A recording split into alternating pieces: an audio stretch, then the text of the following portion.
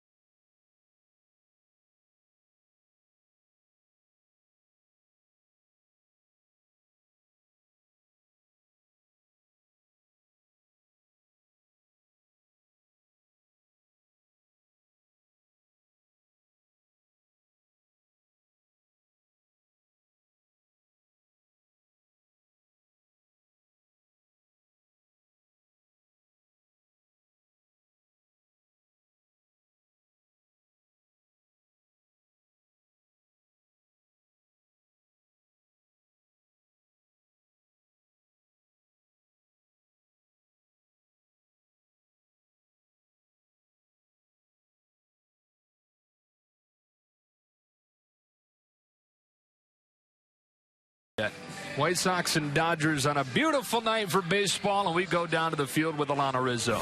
All right, Joe, thanks very much. On March 20th, Zach Lee was optioned to AAA Oklahoma City, and on the very same day, Mike Bolsinger was a very late scratch with abdominal tightness on his left side, a.k.a. an oblique injury. So because of the injury, Zach Lee is back and is in serious contention for that 5th starter spot. In addition, last night's starter Carlos Frias, who went 4 innings and 6 hits with 3 strikeouts, also in serious contention. A 3rd legitimate contender, right-hander Ross Stripling, who was also optioned on the 17th. He will get Tuesday's start, guys. All right, Alana, and he goes to work with ball 1 to Austin Jackson.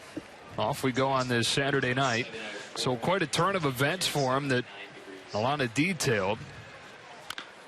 Found himself a minor league camp, and then a few minutes later, once Bolsinger was scratched from that start on Sunday, realized that he was right back into the conversation.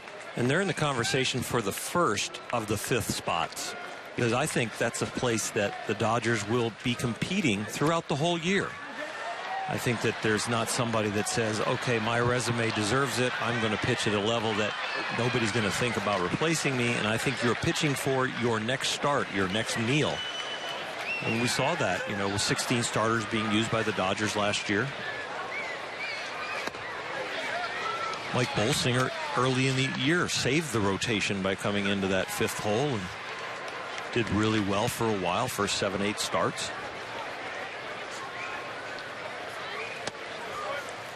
And it's full on Austin Jackson. Zach Lee's first Cactus League appearance in 10 days. He gave up a run over 3 innings against the Rockies on a Wednesday a week and a half ago. And a sharp base hit into center for Austin Jackson. First year in this lineup for Austin Jackson.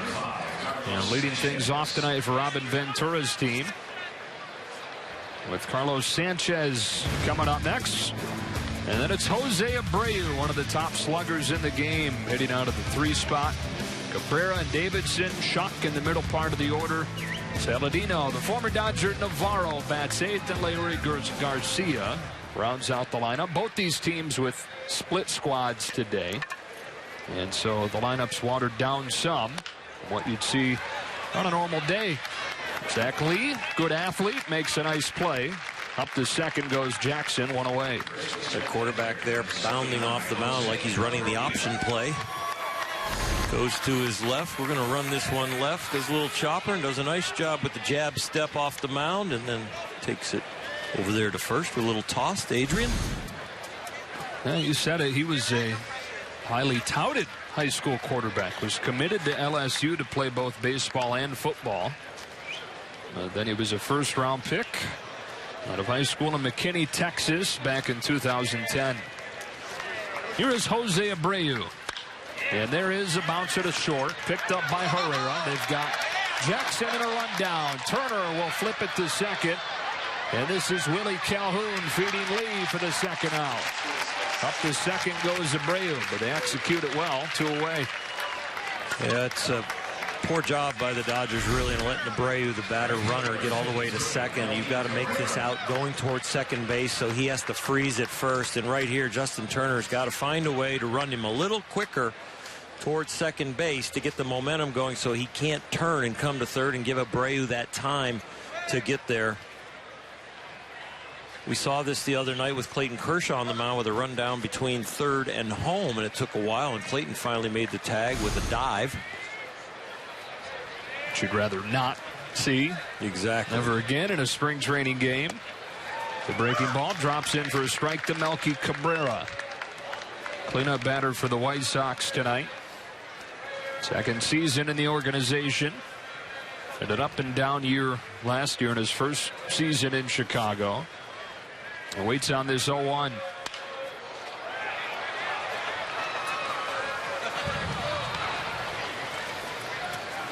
But the rundown there, those are little edges that you really as a team have to clean up. You know, those are the kind of things that happens in a playoff game, and then this guy gets a 2-out hit and you lose the game 1-0. And when your goal is the World Series, when your goal is to win the National League West again, those are the things you got to make sure you take care of. Lee comes home with an 0-2.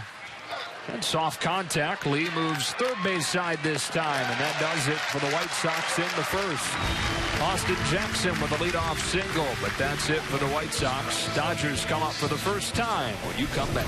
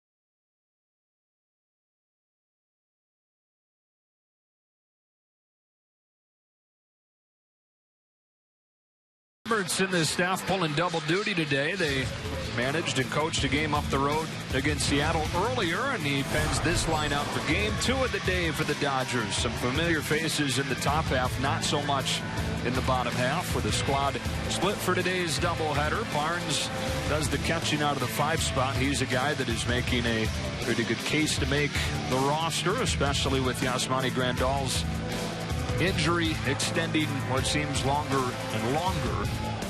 Milano will have more on the injury updates across the team as tonight rolls on. Carl Crawford stands in against Carson Fulmer, White Sox first-round pick last year. The 8th pick overall. The young man up there given a fair shot. There's a debate around baseball with scouts and GMs. Did they think he was going to be a better starter or reliever? The Sox are trying him as a starter. And Carl Crawford starts the Dodgers night with a base hit to center. Fulmer will run it up there about 95, 97 miles an hour. A nice overhand curve ball, but a little bit of a herky-jerky delivery that you'd really probably see more in the bullpen. But there's no better place to learn how to pitch than as a starter. You get more reps. You've got to learn to get through the order more, once or twice, 3 times. And even if you get converted back to an infielder, your time as a starter is a big benefit. Now Jock Peterson had a double last night. That offensive outburst for the Dodgers, and a 13-0 win against the Giants. White Sox put the shift on him, and he takes ball 1. Jock stands in the box a little bit more comfortable now. Some of the changes that he and Turner Ward have made seem to now becoming habits. You don't see him groping for his stance in the box anymore. That toe up front foot is a little unconventional, but seems to be working for him. And the posture seems to be the same. We've seen him with very erect posture at times, from his hips all the way up to his shoulders. We've seen him at times a little more of a crouch, a little more spread out, but seems to be getting in the box with the same general stance now. And he's managed to hit above 300 this spring, even with all the things that he's been working on. And some of the things you'll see in spring training games are just a continuation of drills they do in the cage, and they kind of morph away as the competition goes up and you get more comfortable, because that toe up front foot could be just something like, I've got to make sure I keep the weight on the whole foot, more on the heel, because if I get on my toe, I kind of get too high a leg kick. So just little reminders. Hard bouncer to second. There's one, and Saladino can't pull the trigger. So Peterson's aboard on a fielder's choice. 1 away in the first inning. Yeah, so a lot of those things you see might just be exaggerations to try and make a greater point. Yeah, it sure is. As you're making a major change, the easiest way to feel the change is to just overdo it, and then slowly you go, okay, that's where I want my body. That's the weight I want the position to be in. And all of a sudden you go, okay, I don't need to do that really unorthodox move anymore. I feel what I need to change. Justin Turner doesn't need to change much. What he's been doing so far this spring. He told us his numbers off of the top. 9 hits in 15 at-bats. He's reached in all 6 games that he's played in, after he eased his way into Cactus League action, not wanting to rush things following the offseason knee surgery. Fulmer brings him a 1-0. Turner takes ball 2. A lot of times when you're a veteran hitter and you haven't faced a pitcher that's taking a few pitches, not just jumping on the first one, will be good for the rest of the game to get that information. You'll see guys like Adrian Gonzalez, Justin Turner kind of stare at a few, find the release point, see what his fastball's doing.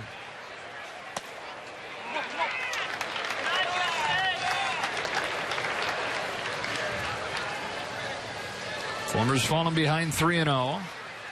Drafted in June last year, then a sub-2 earned run average in his 9 games as a pro in his first season, mostly in high A for the White Sox. It's 3-1. The raves about his arm, and the real rave, though, is about also his competitiveness and his makeup on the mound. You see him competing even With one out, and Justin Turner up there mad at himself for falling behind 3-0 and then pouring that fastball in 3-0. What do you think of the glasses that he's rocking?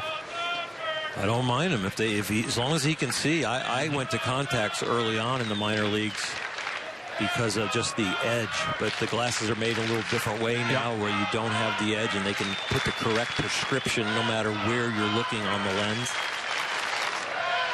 The 3-1 to Turner. Turner pops it up with foul ground. It will get out of play and the count goes full. He started wearing those glasses, Orland, when he was a freshman in college at Vanderbilt. He was doing some of the stretches with the band, where you put your foot on the band and do different arm stretches. The band snapped, came up and hit him in the eye. It was a minor injury that he's fine with now, but he started pitching really well when he was wearing the glasses, and it's turned into a comfort thing for him. A lot of people look at it and say, well, it's intimidating, right? Eric Gagne used to wear some of the shades that gave an extra intimidation. There's ball 4 to Turner, up and in. And 2 on with 1 out.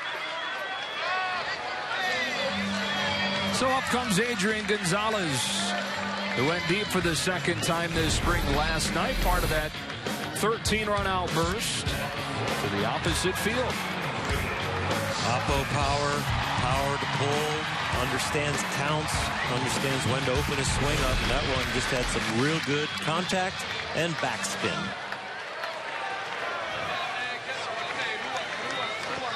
Somewhat limited action this spring. He dealt with a bit of a neck injury early on, and there was away for a short time with Team Mexico in the World Baseball Classic qualifiers. The thing that Team Mexico won undefeated in the qualifier play.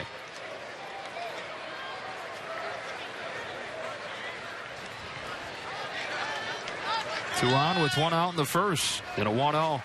Gonzalez shoots one to left center. That's down for a base hit. They'll hold Peterson, and it's a good thing that they did had he not slipped. And they will tag him out. A late stop sign from Chris Woodward at third. And Peterson was on the move in a hurry around third and couldn't have those cleats catch. Went down to the ground, and they tag him out. I think it was a good job by everybody. We just got caught about 2-3 feet too far on the turn. Nice throw in there. Great job by the White Sox to cut it off. And you could see the distance that Jock is caught off of third. So the aggressiveness of the Dodgers on the base path and the slip is what got him. That's the exact amount that he couldn't get back there. So when you said maybe late on the sign, I'm not sure if it was late as much as it's late if you can factor in a slip. Austin Barnes looks at strike 1. Hitting 5th today.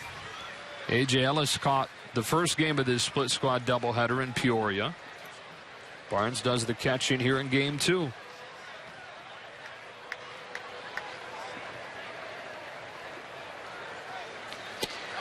Hitting .250 this spring. He's homered 4 times, knocked in 9. And has started to show his versatility. He's played some infield for the Dodgers. He's played at second base a decent amount. And has really turned some heads. Here's a 1-1. Nice stop by Navarro. I really like the energy in his body, his athleticism. He really looks like there's not a position on the field that he will feel out of place and that he couldn't learn if he didn't already know how to do it. He's just always in control. The game never seems too fast for him.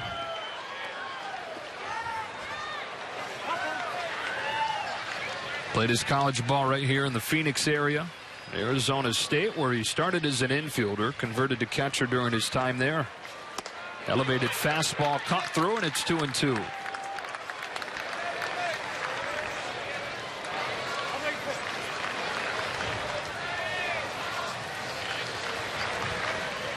Fulmer seems like he's really trying to establish that fastball. Hasn't really thrown a lot of breaking balls. A lot of confidence in the heater. Back to it there.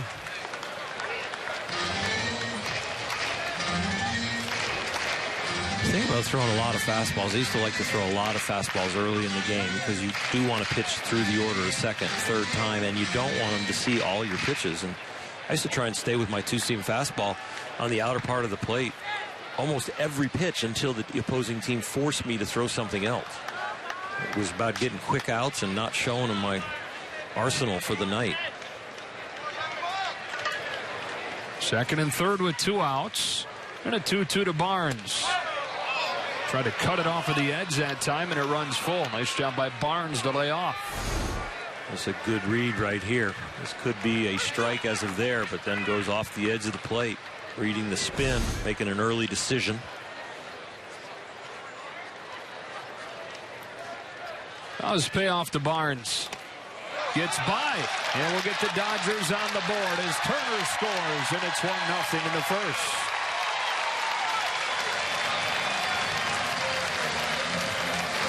Well, that'll hurt you a little bit as a pitcher and a catcher. You're in a 3-2 count. You decide to throw breaking ball because you're just not going to give in to the hitter, but you not only don't give in, you throw the wild pitch. And that's part of youth. Kind of coming back with a pitch that actually probably could surprise the hitter in a 3-2 count, but overthrow it, so there is no surprise when it's not even close. So they're at the corners now with 2 gone for Elian Herrera, who hits one off of the mound to short. Saladino's there to take it to the bag and end the inning. The Dodgers plate the first one of the night. We go to the second. It's 1-0.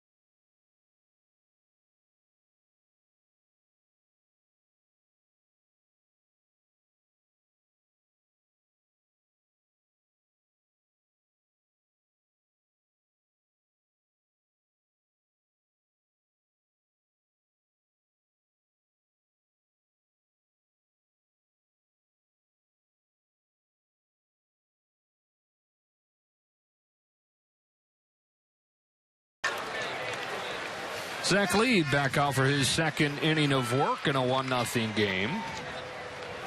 Battling to be the man to make the start on day 5 of the season in San Francisco. And he'll get 5, 6, and 7 in the White Sox order here in the second. It's Matt Davidson to lead it off. He's had a really good spring after 2 disappointing seasons in AAA for the White Sox after they acquired him from the D-backs. Celebrating his 25th birthday today. He's made some subtle changes to his swing and seen results this spring. 1 ball and 1 strike. A guy who has light tower power. It's like he's been trying to shorten that swing a little bit. Stay a little bit more compact, kind of go short to long instead of long to longer. And right there, the scouting report on guys that like to extend their arm or have had long, slow swings is to get in on their hands. That's a pitch, if he can show he can fight off or handle, he'll change the scouting report on himself. Zach Lee just misses off of the edge, and it's 2-2. You mentioned him trying to shorten the swing some. The thing that Robin Ventura said he's been most impressed with is he's using less muscle in his swing. Well, some pretty good muscle on that one that takes off on Rico Noel. An opposite field power from Matt Davidson. Noel's throw, not in time. Boy, Davidson had no clue that throw was even coming and just barely got his foot in there in front of the throw from Noel. This ball is just laced out there to right field, and when it's hit that hard, you do have a chance if you can play the wall well, and Noel does right there. Kind of cast it up there in the air with no hop, and boy, I'll tell you what, he might have been out. That was a nice tag by Herrera and a great throw by Noel. See him digging in there knowing there's going to be a contest, but there's no slide right there. And so a leadoff double brings up J.B. Shuck. Let's see. Close. Very close. Maybe safe by a spike.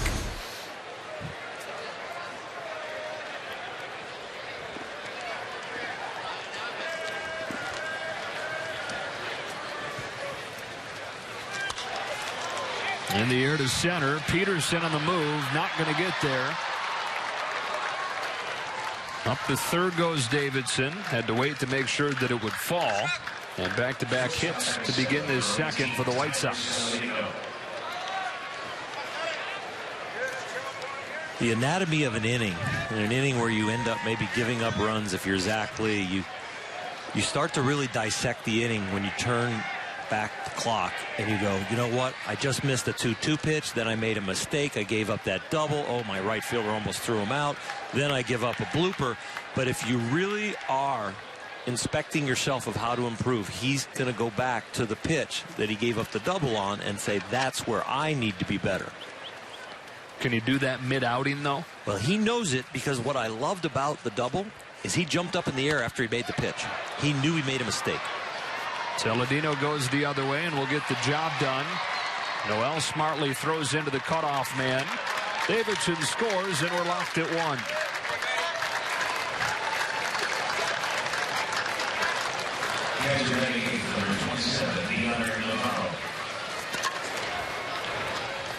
So one gone in the second. Up comes Deanna Navarro.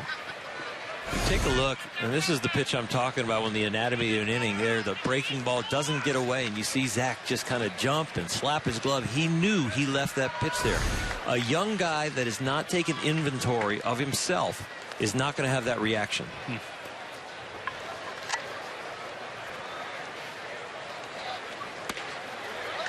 Fires in a strike. This is a guy without one devastating pitch. Without incredible stuff, but still considered a top 30 prospect in the system. He was the minor league pitcher of the year for the Dodgers last year, despite not having that devastating stuff. Well, he competes, and he has a good head for pitching. It's just he doesn't throw mid-90s. His average fastball at the big league level was a tick under 90. He can touch 92, but he pitches right around 90 miles an hour. His breaking ball is a slow breaking ball that kind of has a pattern to it. It's more of a surprise breaking ball, a get-over breaking ball. And then he just doesn't yet have that put-away slider. Navarro with a base hit to left center. Peterson over to cut it off. First to third goes Shuck on the fourth White Sox hit of the first two frames.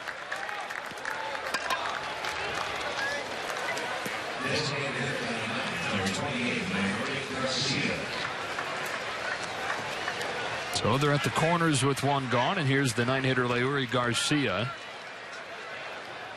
making only his 5th Cactus League start. With the split squad action today, White Sox played against Cincinnati earlier in a 9-7 game, but the need for more players opened up a spot for Garcia to make a start tonight. Joe's bunt takes ball 1.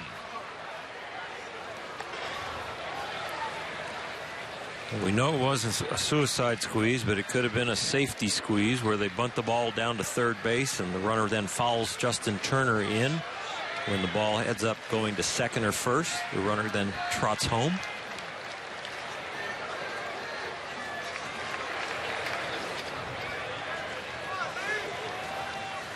Swings away this time, fouls it off. How cool was that to see a game-tying squeeze play in the 9th inning of his spring training game the other night? A.J. Ellis getting the bunt down there.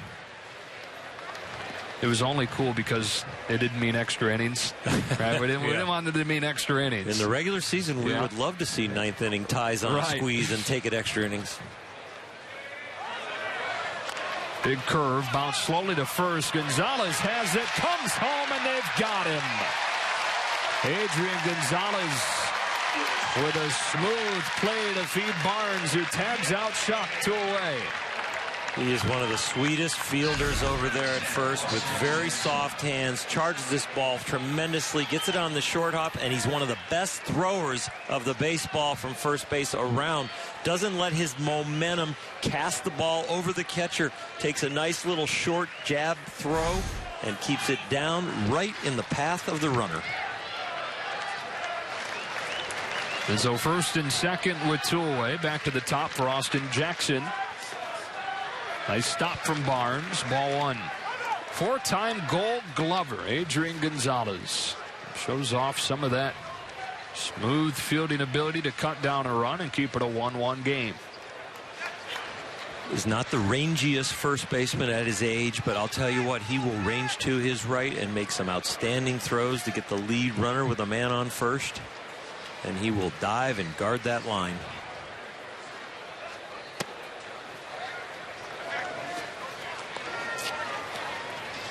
Jackson singled his first time. It was caught between second and third in a rundown for the first out of the first inning. Here's a 2-0. There's ball 3. This is where Zach Lee can show his wares of an inning that started to build like there was going to be a crooked number up there. He's only got the 1-10 soldier up, and he's got a 3-0 count and battling back in first and second, 2 out. You want the 5th starter spot? You got to get out innings like this. 3-1.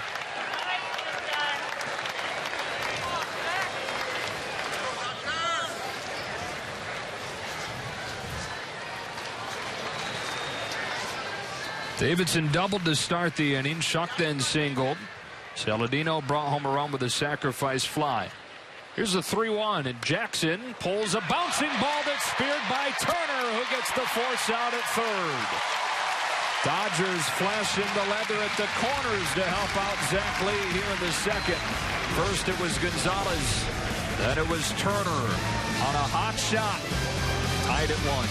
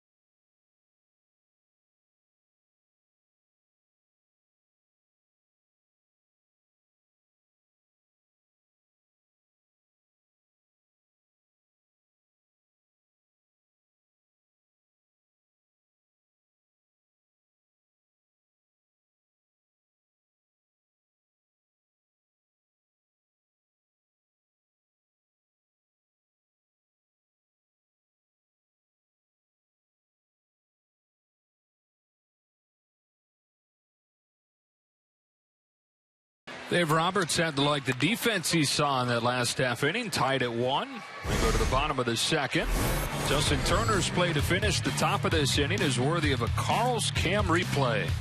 Sometimes it's easier to pitch at the big league level, Zach Lee. When you get plays like that with a little mistake, bullet down to third, your slick fielding third baseman picks you up. And a little bit of help from Adrian Gonzalez earlier in the inning. Coming home with a bouncing ball. Rico Noel takes ball 1 from Carson Fulmer. Done some good things this spring in his first year in Dodgers camp. Made his big league debut with the Yankees last season. And now making his 6th start of Cactus League play this year.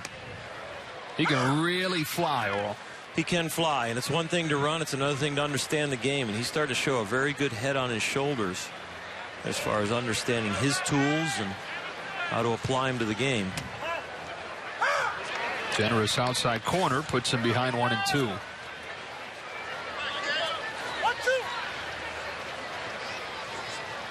Fulmer working quickly and firing 1-2.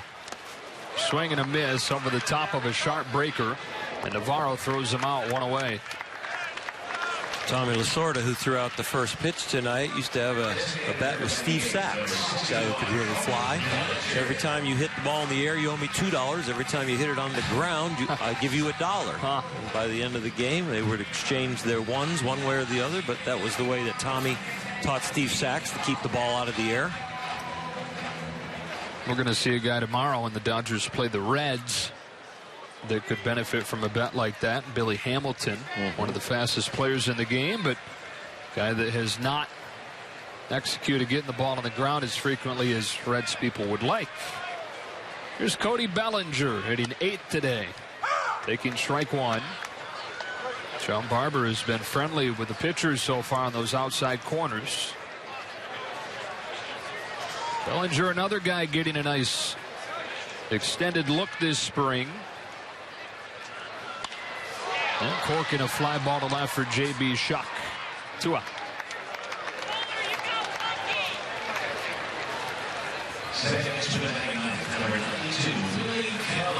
Two up and 2 down for Fulmer.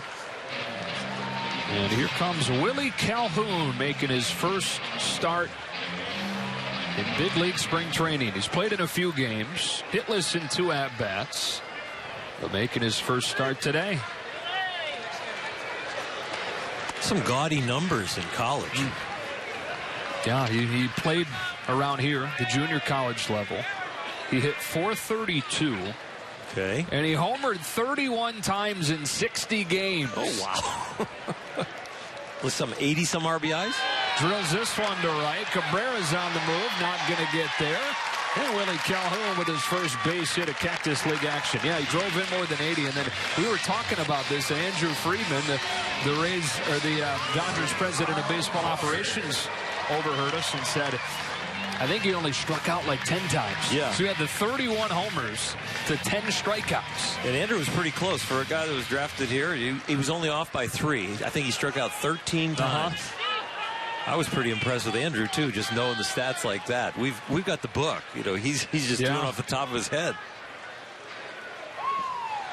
Carl Crawford singled his first time up and takes strike 1. Andrew Friedman talked about the confidence of Willie Calhoun. Said he's as confident of a hitter as he's ever come across.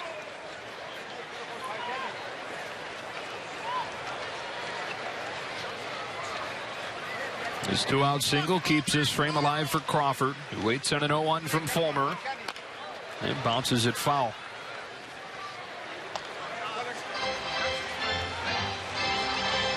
Carl likes to face these hard throwers. He can turn a fastball around.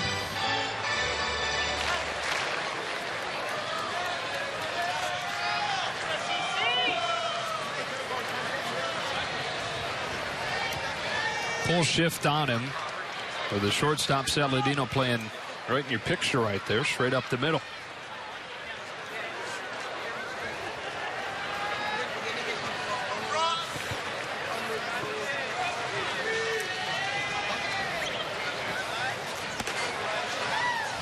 Coming inside, but missed by about 4 feet.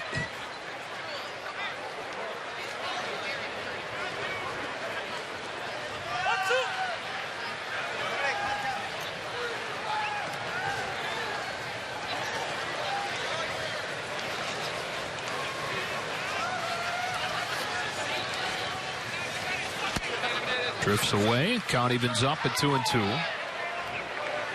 And Carl Crawford. The Dodgers are going to need to stay healthy this year, especially with the injuries they've accumulated across the outfield during the spring. Crawford goes down and digs that one out of the dirt. Stays alive, 2-2. So a lot of people started to think it was going to be a platooning left with Andre Ethier and Scott Van Slyke.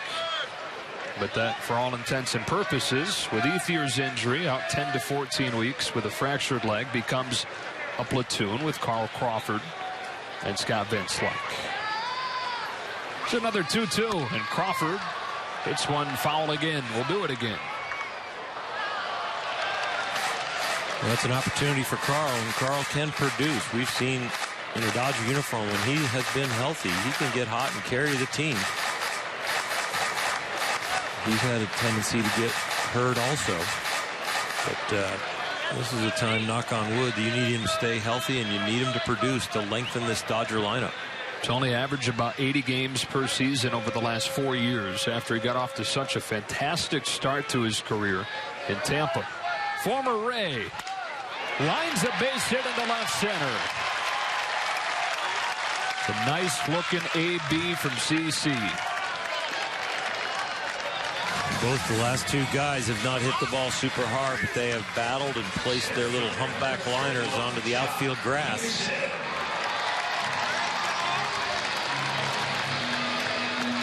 Here's where if you, Jock Peterson is hitting down in the order this year for a while, or there all year. If he takes his 1 for 3 or 1 for 4, but it's got some damage, that's going to lengthen the lineup also, and that makes this a scary at bat for opposing teams when Jock comes up, even with 2 out, first and second, with his kind of power.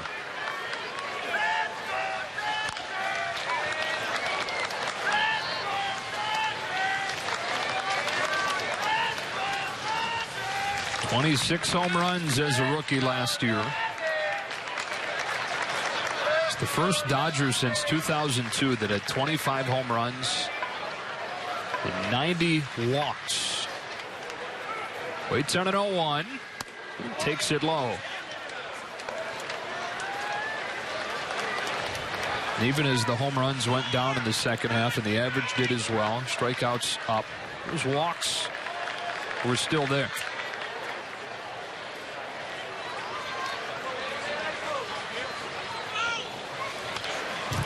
Now, what happens with a guy like Jock when I'm pitching against him, we know that he can hit for power, but we also know he chases. So you're going to pitch closer to the edges and hope he gets himself out. On the nights or the at-bats when he's slightly disciplined, that's when he's picking up those walks, even though you're saying, you know, how can you walk a guy with such a low average and such a deep slump? But you're really pitching to him hoping he gets himself out. And that's the thing he needs to eliminate, which will then get him more balls in the strike zone, which then he'll be able to display that power on some pitches that he can actually handle. Which he was doing in the first half last year before anybody really had a book on him. Here's a 1-2. And takes it low and inside. 2 balls and 2 strikes. Takes like that in the 2-strike count will help a lot. It builds into the philosophy behind the pitch. Yeah, can a pitcher put down a finger inside, fastball in, fastball away, but there's a philosophy behind the pitch that starts on between the pitcher's ears on the mound. Behind the fastball, strike 3. So Fulmer strikes out Peterson to end the inning after the back-to-back 2-out singles.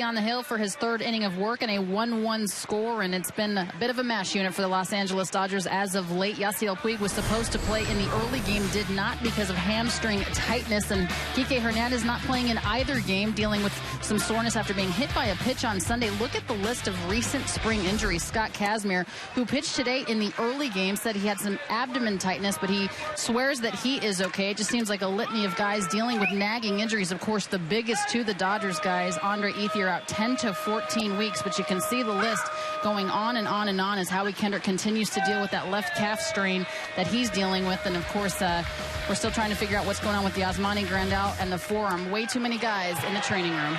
The curveball is hammered to center. Peterson back on it, and it will bounce its way off of the top of the wall, looked like, or over the wall, and a ground rule double for Carlos Sanchez to begin this third inning. You know, Oral, I think she mentioned there that Andre Ethier, the 10 to 14 weeks, is obviously significant. But when you look at position players, you can hope that the rest of them turn out to be relatively minor. And, you know, a month from now, you're going to be looking at some of those injuries like Kendrick's, you know, the calf that he's dealing with now, and like Puig with a hamstring mentioned today. We're going to, a month from now, hopefully look back and have forgotten about those. For sure. You hope that you know, something that is a precautionary removal from the lineup or out for 2 to 3 days, it stays at that length. Yasmani Grandal, we thought that's what he was dealing with, something that would just be a few days, and it's been a little longer than a few days, and you hope nobody else comes up with that news. Jose Abreu reached on a fielder's choice his first time up. And Zach Lee brings him an 0-1 pitch. Nice stop by Barnes. Looks the runner back. Alana? And guys, imagine the difficulty of constructing any sort of consistent lineup. I was having a conversation with manager Dave Roberts about that very thing. And when the majority of your key pieces right now are dealing with some sort of nagging injury, it's very difficult to put a lineup together to get ready for opening day. Hopefully the majority of guys will be back for that opening day start, but it's difficult to get these guys to play together the last few games of spring training if they're hurt. Yeah, Alana, you're so right, including the lineup and then as a defender.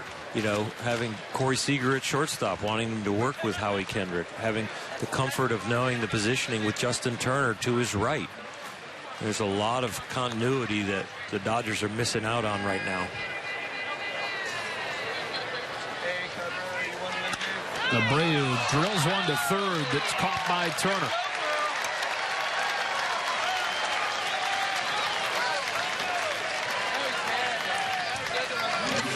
You remember, Dave Roberts was over in the San Diego Padres dugout last year. And so, yes, has he seen these guys play from across the field? But he hasn't been on the bench, managing them, feeling their chemistry, getting their feedback on where they like to hit, what he can see as the lineup functions in front of him.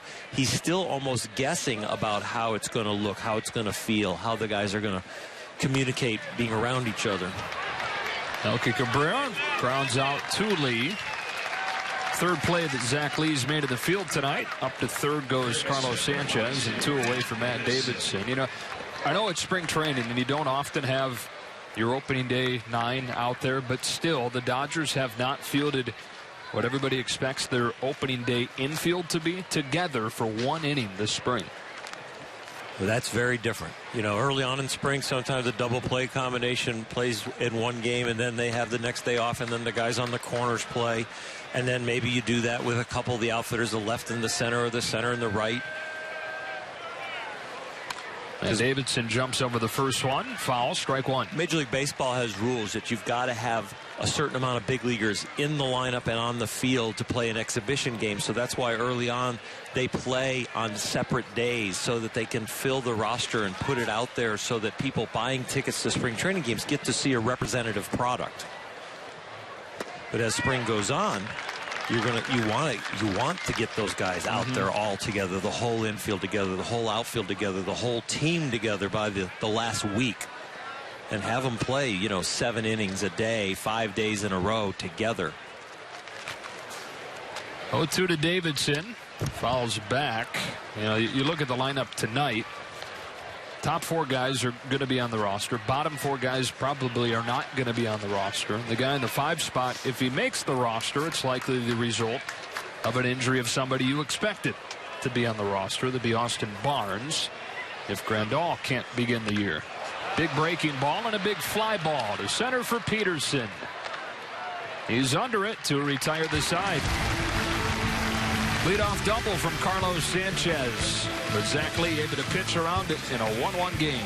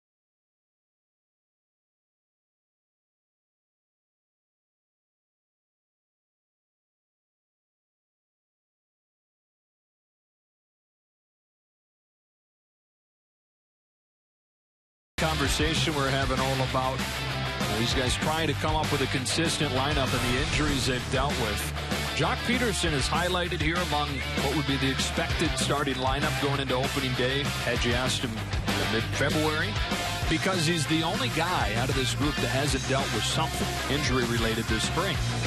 Well, Ethier is going to be the longest one with the broken leg and left, and Yasiel Puig came up with a little hamstring tightness, and Adrian Gonzalez had the neck. Corey Seager with the knee. Justin Turner with coming back from knee surgery. And then Yasmani now with the forearm. You are so right, Joe. It's a mash unit. And then you even got guys that are supposed to be filling in for the injured players that have dealt with injuries as well. Kike Hernandez coming back from a shoulder surgery. Howie Kendrick wasn't necessarily considered, or would have been in that lineup too, but he's dealt with something. 1 and 2 on Turner. It's up and down this roster, and I was talking to you about it. I asked Charlie Steiner, who's been around the game for a long time. Is it hyperbole to say you've never seen anything like this? But you guys say no, this legitimately is as far-reaching of a thing on a single roster as you've seen. We've seen things that are bigger news, catastrophic type injuries to one player, like Kenley Jansen last year with his foot surgery, to lose him at the beginning of the year. When he got back from Australia, Clayton Kershaw goes down with a muscle in his upper back. But we haven't seen it affect like a whole starting lineup / roster the way it's really nicked and cut and gouged us in left field. Turner's worked it full, beginning this third inning in a 1-1 game here at Camelback Ranch in Glendale, Arizona.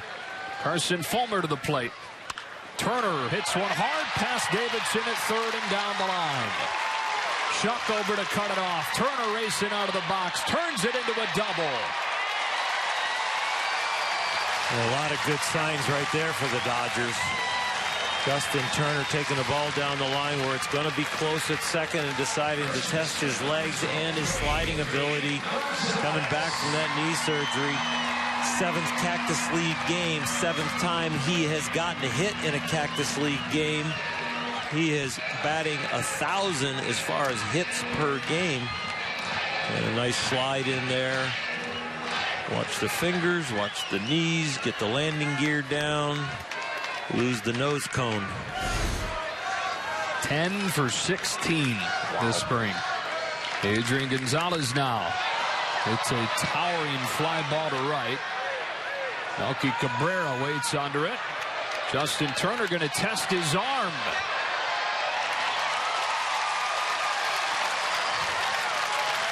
Good to see JT moving around the diamond, isn't it? Sure is. The legs are feeling a little fresh right here. Goes with the feet first slide at third when he gets over there. So you know the legs are feeling real good. I'm sure the training staff taking a deep breath, watching him get up, knowing the good job they've done with his rehab.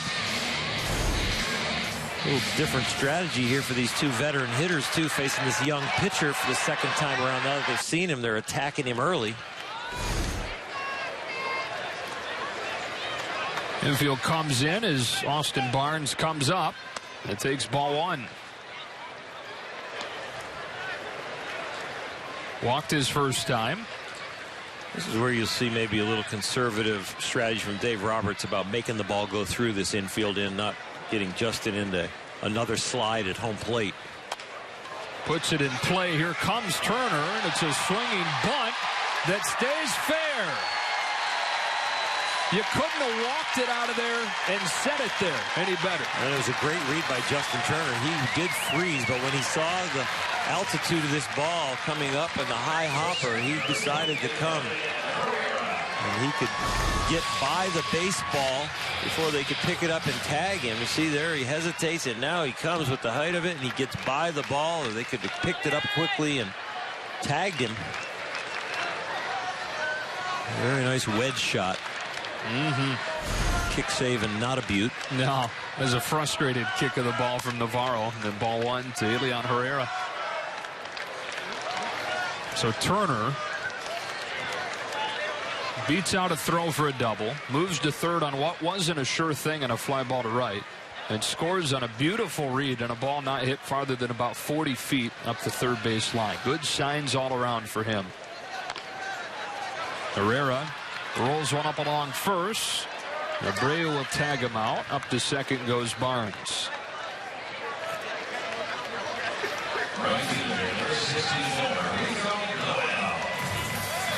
Well, Justin Turner and the health of his legs scored that run. The shot down the line, tested the arm in left field and showed his legs off to get the second safely, then tagging on the fly ball to center, and then a nice read and a good sprint home on the chopper off the plate. Real good signs for his legs. It's nice to have a positive angle to health in spring for this team. Rico Noel takes the ball. Struck out his first time.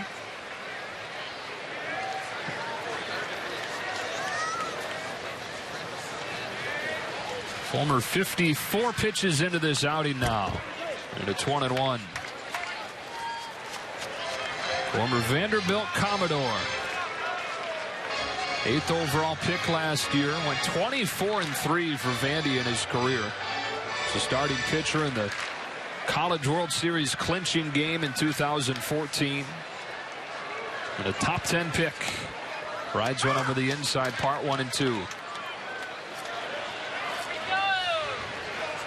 Trying to continue a trend for the White Sox, drafting college pitchers and turning them into members of the rotation. Of course, Chris Sale from Florida Gulf Coast, and then Carlos Rodon from NC State. 1-2. Noel takes strike 3 over the outside corner. And that's the inning. Third punch out for Fulmer. Dodgers take the lead on an infield single from Austin Barnes, bringing home Turner.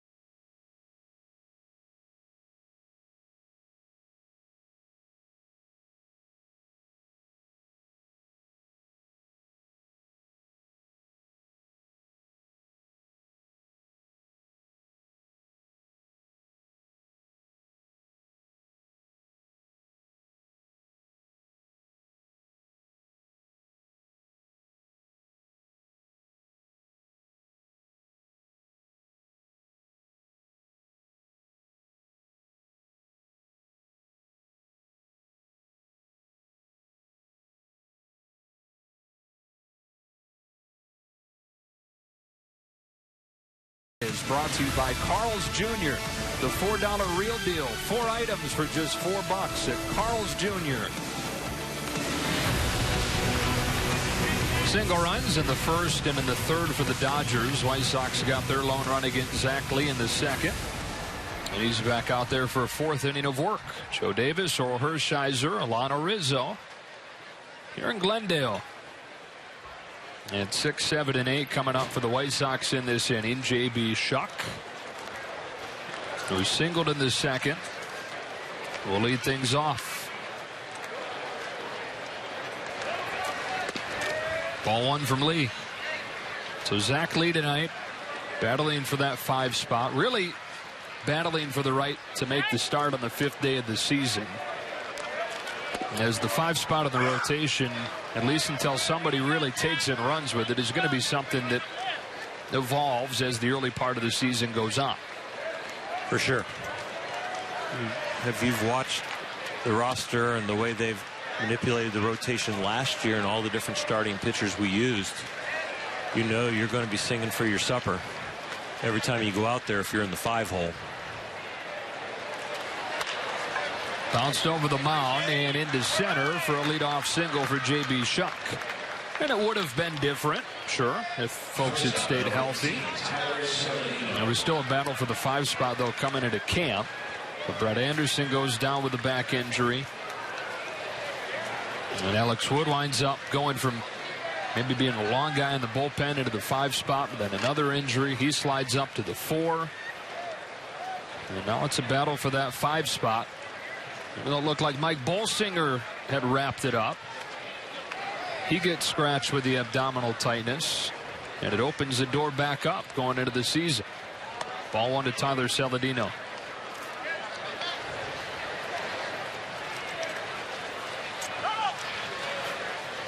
Carlos Frias pretty good last night, though, huh? He was very good. And, you know, I really like his upside. I mean, the velocity's there, the movement is there, the ability to spin the breaking balls and have secondary pitches is there. It's just about consistency with Carlos. And we had talked a little bit how Carlos really fell into a catch-22 when the roster is completely healthy, because he's that guy, that versatile guy that can swing back between bullpen, could go as high as a setup man, and starter, could be a long man in the bullpen also, but could be an outstanding starter. And when you have that versatility and have options, you end up playing a role for the front office in a way that until you really show that you've earned a job, they'd rather have you where you're almost an insurance policy. Before the trickle down from the injuries opened the 5 spot back up, giving Frias a chance to take it, Dave Roberts had said that he'd either be a reliever for the big league club or he'd go down and get stretched out, be a starter in Oklahoma City. And now with just about a week left in spring, that picture blurred for Frias. He's doing all he can to make the big league roster as a starter. And Frias, you know, Carlos is the kind of guy that, if given the opportunity, he has the potential to really grab the bull by the horns and be something special. 4 shutout innings last night, and that 13-0 win against the Giants. Got a lot of ground ball outs. A shot to short, plucked by Herrera. Defense has been a bright spot for much of the night for the Dodgers.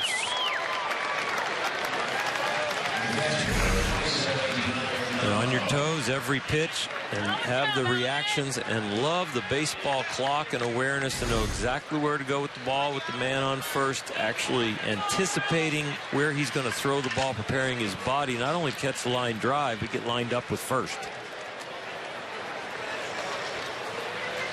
1 out for Deandre Navarro. And a 2-1 game in the 4th inning. Nicely placed, strike 1. Navarro in his first season in a White Sox uniform, and he's already made a tangible impact on the pitching staff. He helped John Danks turn things around a couple of weeks ago. Notice that Danks had been tipping pitches.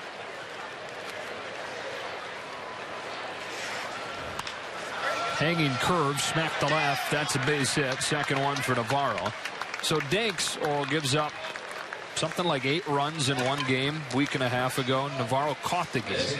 Went to him after and said, look, I've noticed it facing you in my career. He hits close to 500. Navarro does in his career against Danks. Noticed it again today catching you. You're tipping your pitches with your mitt placement. He tweaked some things. Hasn't given up a run since in 2 outings. It's hard enough to pitch at this level then if they know what's coming. Yeah. And that is the game within the game that a good 25%, 30% of the guys on the offensive side, they study that on a daily basis. They are trying to break you down on how far you take your hands up on your fastball compared to how far you take it up on your off-speed stuff. What's the width of your glove between the thumb and the baby finger when all of a sudden you go in there to grip something. They're looking everywhere. I wore long sleeves like the sleeves that Zach Lee has on every game. I didn't care if it was 110 out because I didn't want the hitters to see my wrist bone. Because where your wrist bone is as it goes into your glove, if you're a guy that keeps your wrist bone outside your glove, then all of a sudden when you're like this and your wrist bone is exposed, you can be telling there's a curveball, there's a fastball. So fastball is you're going to have more of a flat wrist. And a curveball, you're going to have more where your wrist was on an angle. And what most pitchers try and do is get the ball higher up in their glove to guard their wrist. So you can't see how we're gripping it. And there's a lot of subtleties. I didn't like to have a glove that had a lot of unique advertisement on the back of it. Because the advertisement, if bright orange in a certain place or bright black in a certain place, the angle of your glove slightly is now defined by how much orange they see or how much black they see from the batter's box, and tells you that, oh, he rotates his glove slightly more when he's gripping his curveball or his changeup. He keeps his glove more straight up and down when he's got the fastball grip. So there's... But like in poker, sometimes you give your pitches away on purpose and then change later in a jam. Now I know that you. So I would sometimes give them away for an inning or two. Any chance you give away these Bulldog cufflinks? Check these things out, guys. Look at them. Put them up there a little closer. I see that. Bulldog cufflinks. I'm telling you, when you get a nickname. Well, I could get you a couple of rooks. Oh, wow. Like chess pieces. Yeah, I like it. A couple of chess pieces that look like rooks. That'd be perfect. You can only wear them for 1 year, though. Get a force out at second. So I'm not going to get expensive ones if you're not going to wear them for a long time. Go real cheap. Garcia reaches on the fielder's choice. Down at the corners now. With 2 gone and a 2-1 game in the 4th. You know, talking about tipping pitches. I read that Ernie Banks claimed that Sandy Koufax would tip pitches. He'd hold his glove closer to his head on his curveball than on the heater. I could see that. But it didn't matter. Didn't matter. Both were like, I know it's coming, but I can't hit it. Yeah, I used to give them away sometimes to the smarter hitters and then, go the opposite when I was in a jam with that guy. Here's Austin Jackson. One of my more disappointing times was I actually gave him away and didn't know it when I was a Cleveland Indian in '97 against the Marlins and had a terrible World Series and didn't figure it out till after the World Series that, oh my gosh, they had my pitches. Wow. I gave up some bombs. Secret that everybody knows but you, about you, right? You got to catch yourself and police yourself. His pitch, 1-1. Zach Lee was a 2010 first-round draft pick, 28th pick overall. And that was a very bountiful draft for Major League Baseball. Bryce Harper's year, Manny Machado, Christian Colon, Matt Harvey, Delino DeShields, Yasmani Grandal, Chris Sale. 2010 was big-time draft. Grandal went to the Reds, then to the Padres, then to the Dodgers. And those are just the guys in the first round that were drafted in front of Zach Lee. That's not the whole draft. It's kind of the draft that produced the beginning of this current wave of talent we have coming into the game. That Derek Jeter retires and everybody freaked out about who would the new face of baseball be. We got a whole group of guys coming in last year, this year. Off of the handle, off of the glove, and into left. And great base running from Garcia to go first to third, and a base hit from Austin Jackson that ties the game at 2. Well, we think our Rico Noel can run. He can, but so can that Garcia. Wow. Nice try by Justin right there, testing the legs again. We saw him on the base pass show how healthy they are, but right here, Herrera having to scamper out there into left field. Jackson pulls his hands in, hits it in that hole. Garcia made it around to third.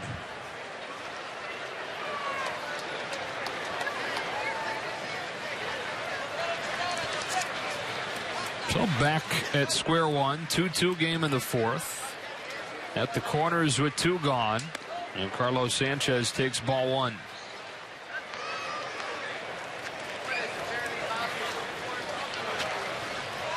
One for 2 today. Grounded out in the first. Doubled in the third. Making the start today in place of Brett Laurie, who's been signed by the White Sox to be the everyday second baseman. And a bouncer to short that Herrera's got. That's the inning. White Sox tie the game, and we go to the bottom of the fourth in Glendale.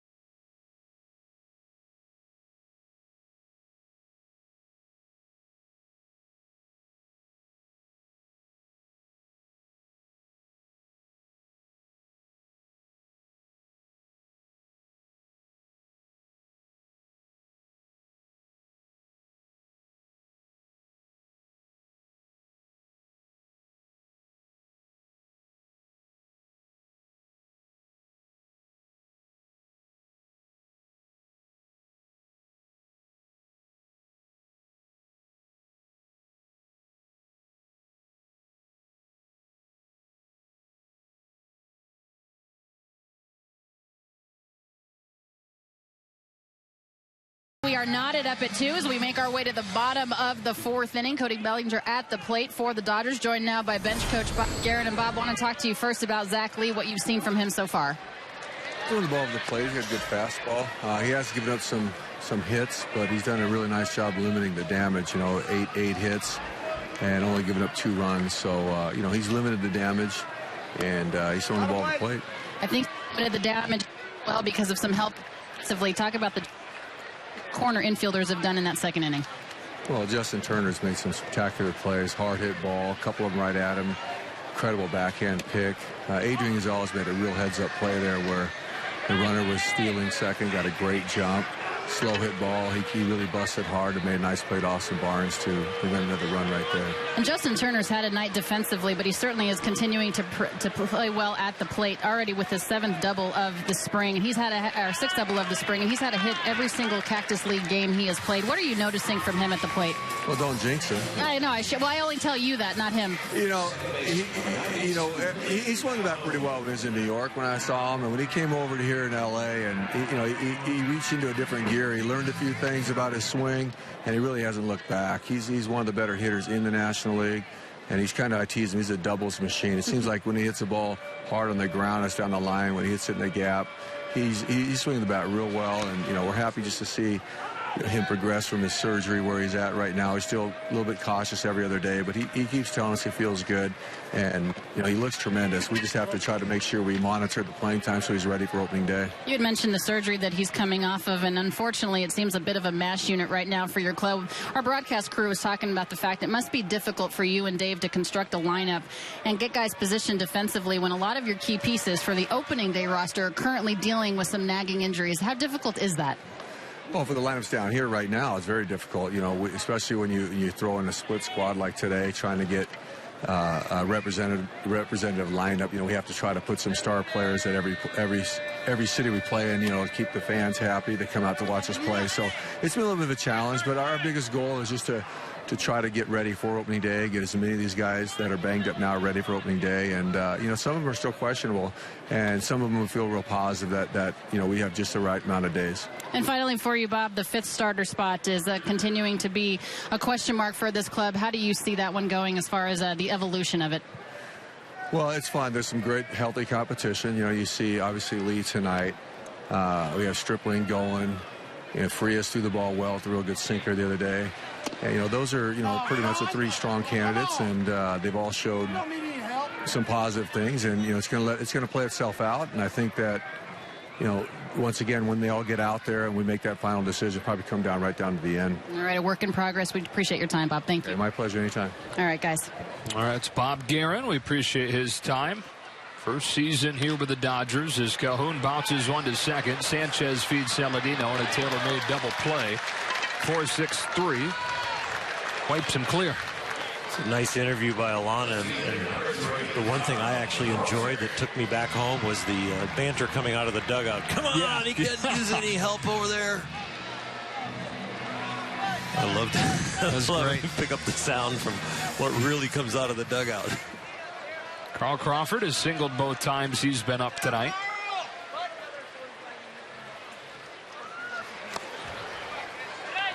Guerin, former manager of the A's, 2007 to 2011. Spent the last 4 years as the Mets bench coach. So as part of that pennant-winning team last year.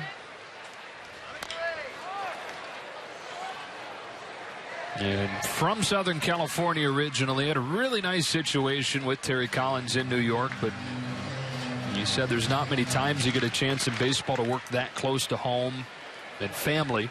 His wife's family is from Southern California as well, and it was just too good of a situation for him to pass up, despite a really nice situation in New York. And we gain the depth of a big league manager that has managed sitting next to Dave Roberts in his first year, a guy that has been a bench coach across the field on a team that we competed with in the playoffs. And so we gained some knowledge of that organization also. And so it's a good sign for everybody, for the Guerin family and for the Dodgers. Has 2 sons, both played college ball at Princeton. Both on the way to successful post-playing careers. It's a 2-2 to Carl Crawford. He fouls it to stay alive. We don't need any foul balls off of people's feet or legs. You hold your breath now. It is. It's that point in spring also that you really hold your breath, because we're, what are we, 8 some days? I don't know what we are. From opening day? Yeah, 9 days away. 9 days. I mean, you can't get a nagging injury now and maybe get it ready. This is when you really want your guys to be healthy. It was interesting that, Bob Guerin talking about the guys that are hurt and are looking at getting back and healthy, how they think there's enough time on the calendar to be ready for opening day. I'm sure he's talking about somebody like a Corey Seager, who's still kind of played on the backfields today. I know Pat Corrales was in charge of watching Corey play, and we got a chance to visit with Pat a little bit in an area where we were talking with him, and he's saying, he hit the ball really hard today. He moved around real well. He looked very comfortable. Fulmer to Crawford with a 3-2. Carl pulls it on the ground to second. Nice play, Sanchez across his body to get it. Bellinger walks to lead off the inning, but Fulmer faces the minimum with a double play ball, and with this one from Carlos Sanchez. After 4, tied at 2.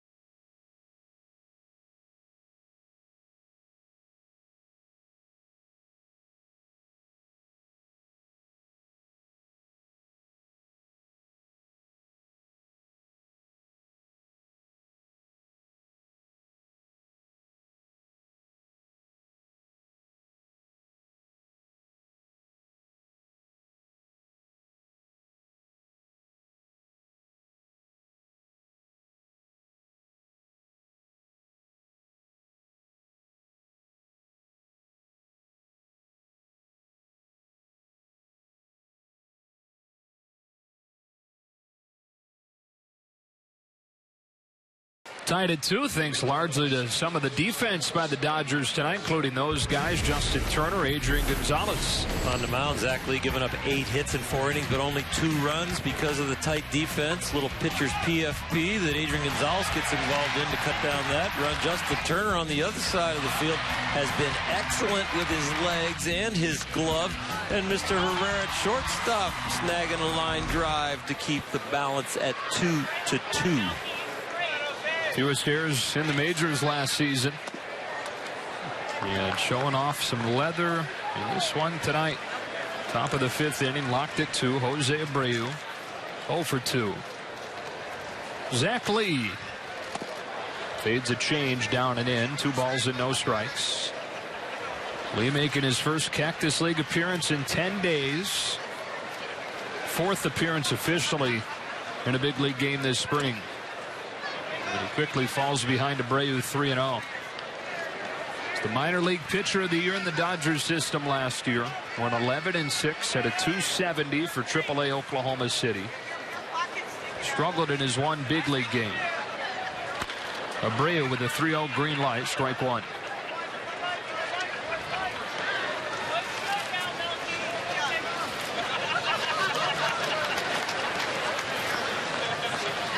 Lone big league start came against Bob Guerin's Mets. Gave up 7 runs. Abreu shoots a fly ball back of second. On to get it is Noel. Dodger fans, mark your calendar for Wednesday, April 13th. Dodgers take on the Diamondbacks, and the first 40,000 fans in attendance get a hooded sweatshirt presented by Bank of America. For tickets, visit Dodgers.com/promotions. Abreu's gone. Here's Melky Cabrera, who is twice grounded back to Lee. Strike 1. Oh, we saw Frias last night. Or make a pretty good case for that 5 spot. Sox have 8 hits, but Lee's been able to manage to hold him to just 2 runs. What have you seen overall from him? You know, I think Zach Lee has to be fine. There's not one pitch that probably intimidates a big league hitter. So it has to be very accurate. To the intimidation factor for him will be that he commands all his pitches to both sides of the plate, and all of a sudden it's about location and can I get the barrel to all those different places to hit him hard, because he's not going to intimidate you with the velocity, he's not going to intimidate you with the movement, he's not going to intimidate you with like a put away wipeout breaking ball. But he can pitch at this level and pitch effectively with really good command.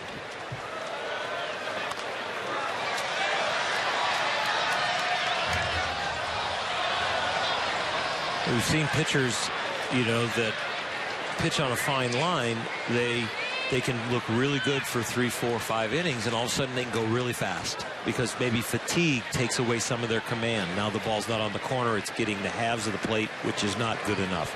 Maybe the breaking ball that's good enough to get strikes and to fool guys in relation to other pitches gets hit because it starts to roll a little bit with fatigue. So whenever you have somebody like a Zach Lee with the stuff that he brings, you got to know that you manage him very tightly also. 2-2. Cabrera reaches out, smacks it to short. Herrera, 2 up, 2 down. Let's just take a look at this ground ball. It's a very nice pitch. It's on the corner, but you're not going to see tremendous sink, but you're going to see nice solid movement. And the thing that makes it work is where it's at. It's low, it's on the knees with a little tail. If it's mid-thigh and with that little tail and not on the corner, that's a little easier to hit. Good job pitching around a lot of traffic from Zach Lee. That's the way his night will come to a close. 4 2/3.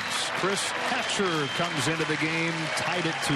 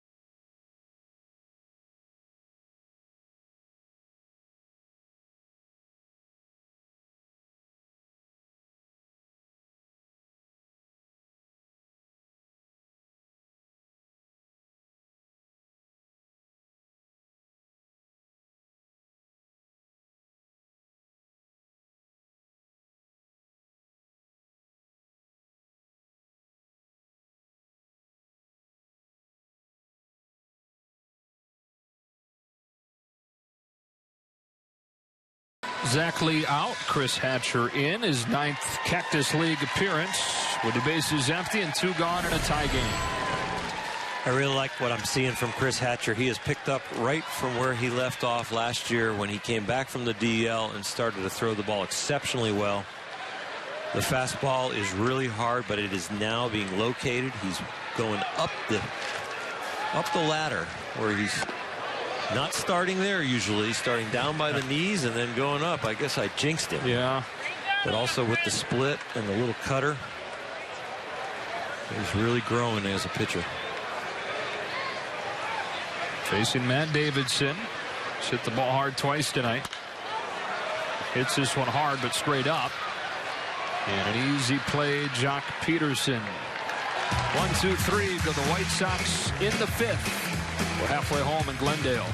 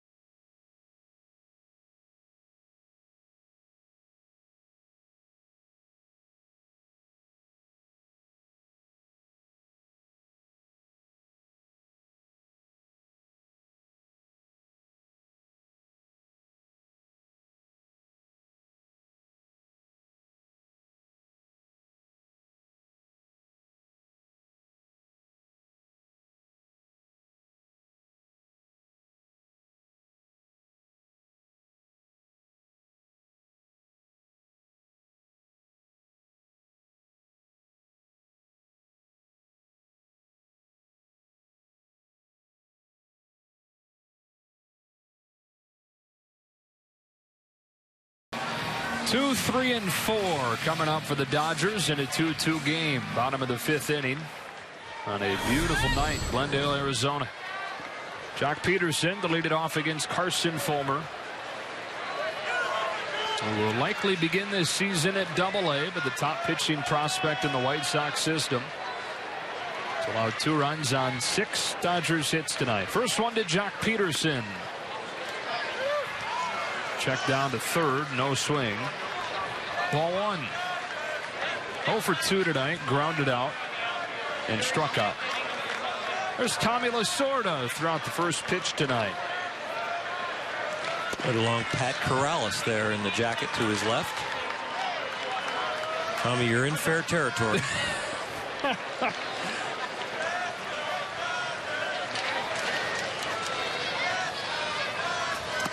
2-1. How about back-to-back nights of Don Newcomb and Tommy Lasorda throwing out the first pitches here? Couple of Hall of Famers in my book. I love them, both of them. And Jamie Wright down there talking. Might see him tonight. Well, Tommy gonna Lewis Coleman getting an earful from the skipper. Story time.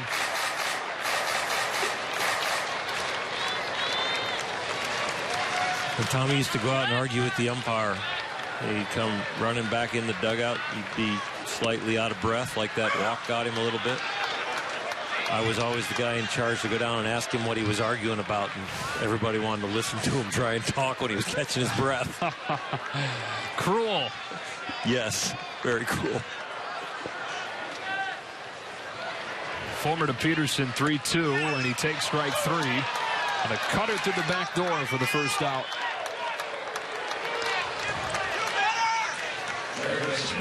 Young man might have been drafted last year, but this is a high-level pitch right here to have that ball stay on the corner and not tail away. 2-seam fastballs we saw from Zach Lee that got the ground out, tails away from the left-handed hitter. That little cutter kind of hangs on the corner and fools him. So 1 away for Justin Turner, who has scored both Dodger runs tonight after walking in the first inning and doubling in the third. And Fulmer admitted, Oral, that this being his first, not just spring training period, but his first big league camp, that he had some nerves coming in, felt uncomfortable, didn't quite know his place in the clubhouse. Long run Cabrera not going to get there. No balls and 2 strikes. Do you remember your feeling in your first big league camp? I mean, was it a similar thing where you're walking around on pins and needles, you know? And for me, you know, if you got Steve Garvey in the locker room, or Ron Say, or Steve Yeager, or Jerry Royce, or Jay Johnstone, or Bert Hooton, I mean, you just, for me, and that generation was the generation I was watching on TV. Yeah. You know, and you're in the minor leagues, you're working your way up, and you hope to put a uniform on that those same guys are wearing, and first time you get to do it, it's kind of an out-of-body experience. It was fun seeing Steve Yeager in the food room, the players' food room today. Reminded him that he caught my first pitch in the big league level, September 1st, 1983, in Montreal Olympic Stadium, where we don't play anymore. First batter was Gary Carter, and I threw a fastball low and away, and Carter fouled it off. All this guy does is hit. He didn't follow through with Bob Guerin's nickname for him, which is doubles machine. He just got a single. But he can hit. He just flat out hits. 11 of 17 now this spring. The funny thing was Carter fouled the ball off, and Yeager took the ball from the umpire for the new ball and came out in front of home plate and said, whatever the blank that was, throw it again. And did you? Oh, yeah. Yeah. Carter grounded to Billy Russell at short. Russell threw it to Greg Brock the first, and Brock caught it, and I was a big leaguer. And the rest, 1 out, is history. It's really old history. Sox to the bullpen in a 2-2 game.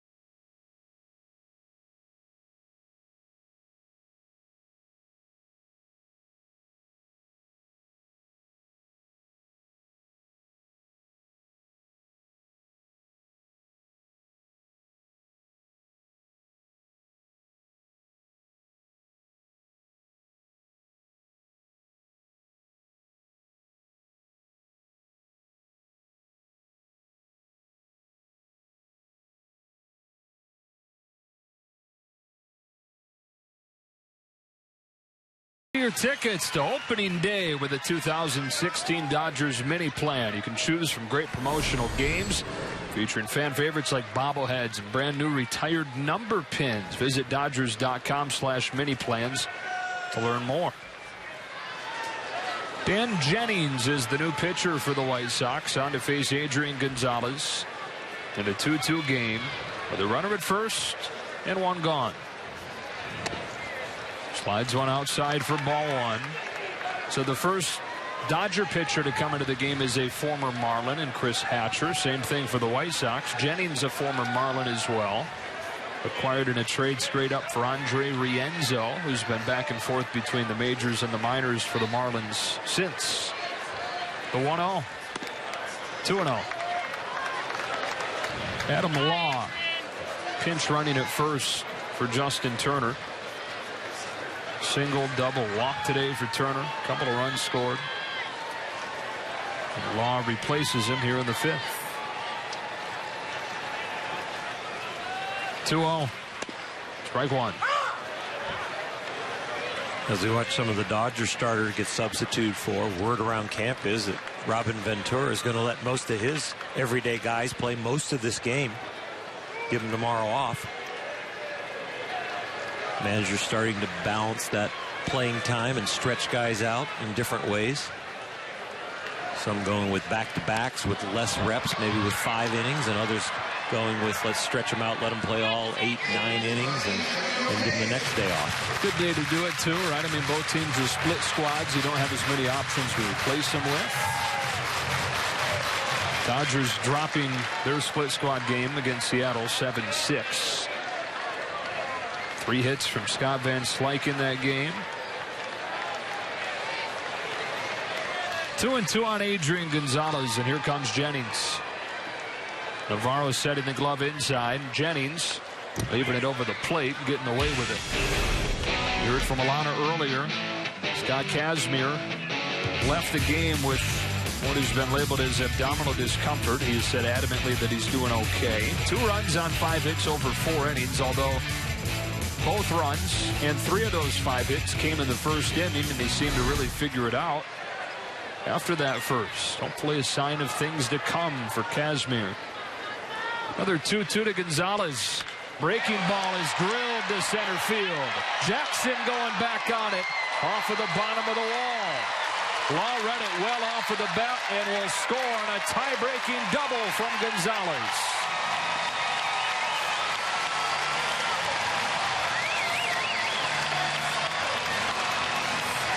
You got your RBIs where you have to work for it. Left on left situation, you got to hit a breaking ball and you got to drive it a long way with a man on first. But Adrian Gonzalez picks up the hard RBIs and he picks up the easy RBIs when there's a man on third and less than 2 outs. And that's why he drives in 100 runs a year consistently. A guy that we can depend on as a run producer in the middle of this Dodger lineup. Second hit of the day for Gonzalez. And the Dodgers back in front. Now Barnes. He's reached both times. Walk in the first inning. RBI single in the third. Looks like a line drive in the box score, as they say, but it was a 40-foot roller up along third. The 1-0.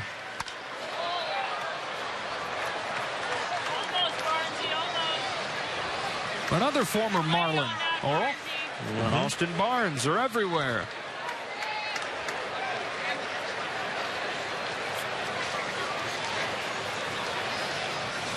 Came over in the D. Gordon deal.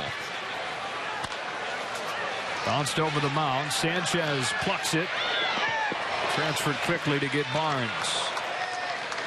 Kike Hernandez was in that deal too. As was Hatcher. And Andrew Heaney, who was flipped for Howie Kendrick. Could be a very successful deal as they continue to grow and contribute. One of those rare deals where I think everybody kind of won. D. Gordon had a great season for the Marlins. Dodgers got a lot of pieces from it, though. And Andrew Heaney proving that he has a chance to be a really nice major league starting pitcher. Strike one to Leon Herrera. If Chris Hatcher turns out to be the consistent setup man that his potential shows, and then Kike Hernandez could turn out to be an everyday big leaguer, but for sure a super utility guy. Austin Barnes showing that he is now the third catcher in the organization and showing the ability to maybe grow into something more than that. And you get a Howie Kendrick too. Yeah. And all of a sudden, I know you lose a batting champion in D. Gordon, a guy that was a very popular guy in the clubhouse and contributed at a very high level, but we've got a lot of pieces for D. Awkward swing, 1-2. Herrera's 0 for 2.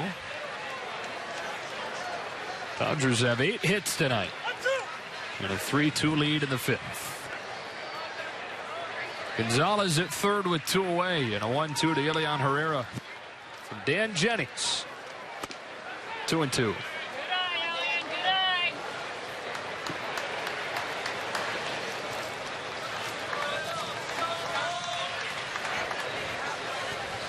Former Nebraska Cornhusker Dan Jennings from Des Moines, Iowa.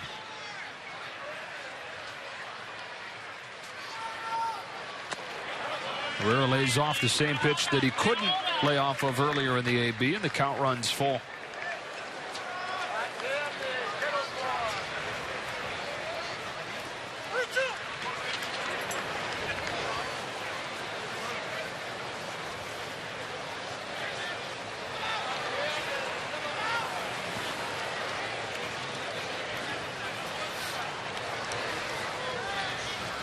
It's a good at-bat from Ilian Herrera. Turns into a walk. Dodgers at the corners, and the frame kept alive for Rico Noel. Rico got a chance now to redeem himself. Got a couple of punch-outs so far tonight. He put the ball in play here and show off the wheels. Find a hole.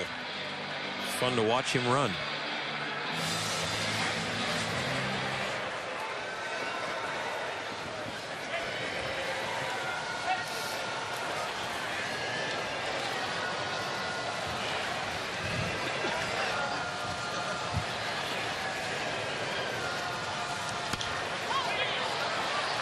What's the highest level of baseball you played? High school.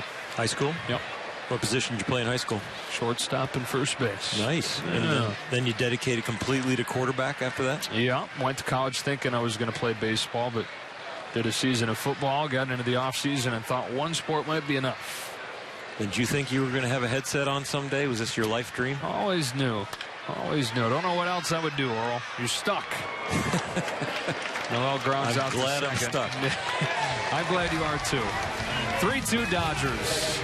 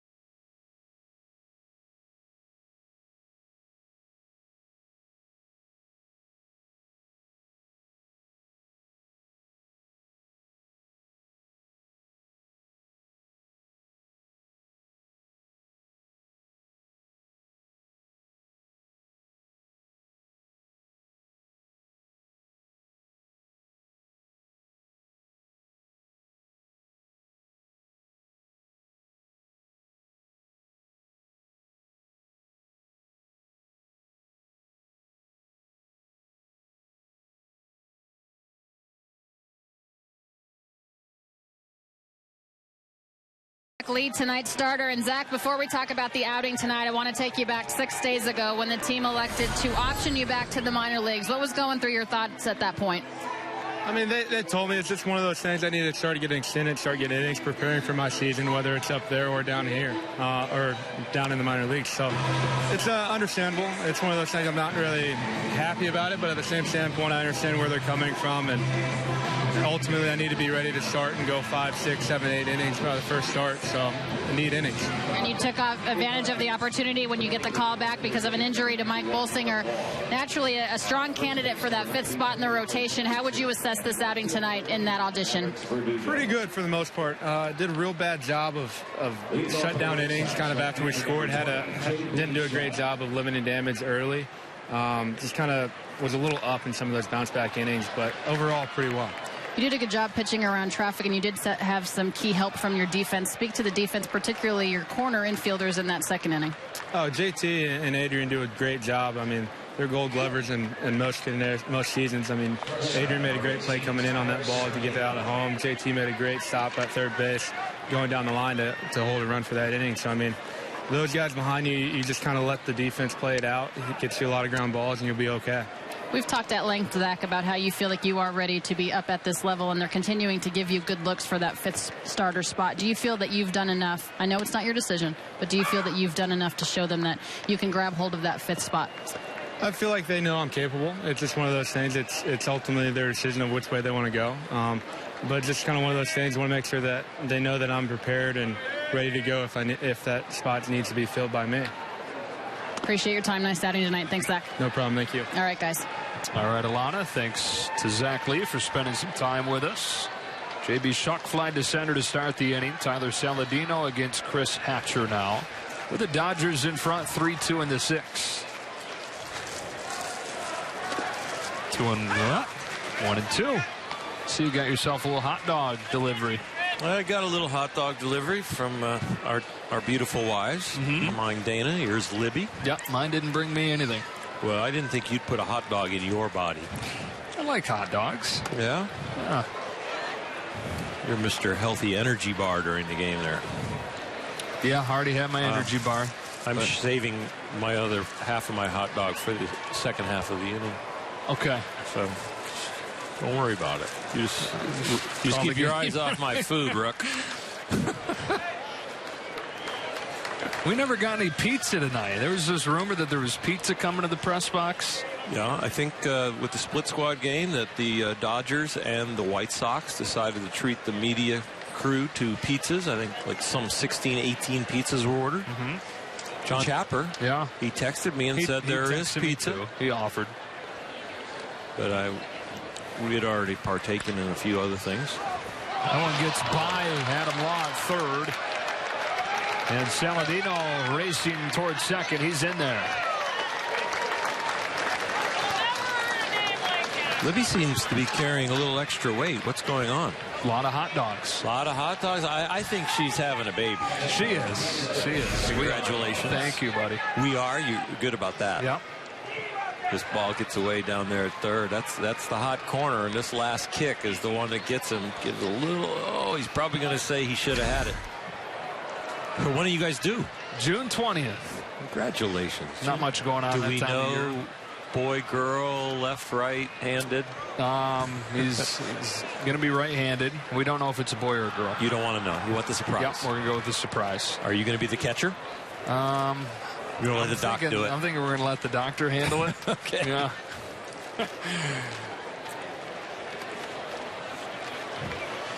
That's what I did with my two. Yeah. Doc, it's up to you. Right now. No, yeah. Better observer. He's ruled an error, by the way, on Adam Law. Saladino's in scoring position with one gone here in the 6th inning. Saladino takes off, throw down to third, not in time, and a stolen base for Tyler Saladino. Austin Barnes behind the plate had no chance here. He makes a really good snap throw, but this was stolen off of Chris Hatcher right on the head turn. See the turn of the head, see how early he breaks. get into a habit sometimes of only looking once, and a runner will pick up on that, and as soon as your head turns, they don't even wait for your delivery. Infield comes in with a tying run at third, and Navarro takes an off speed for a strike. 2 for 2 tonight. Single in the second, single in the fourth. Scheduled to share time with Alex Avila, a couple of first-year players for the White Sox, although Avila left the first game of the split squad today with some back tightness, and so Navarro's role could increase.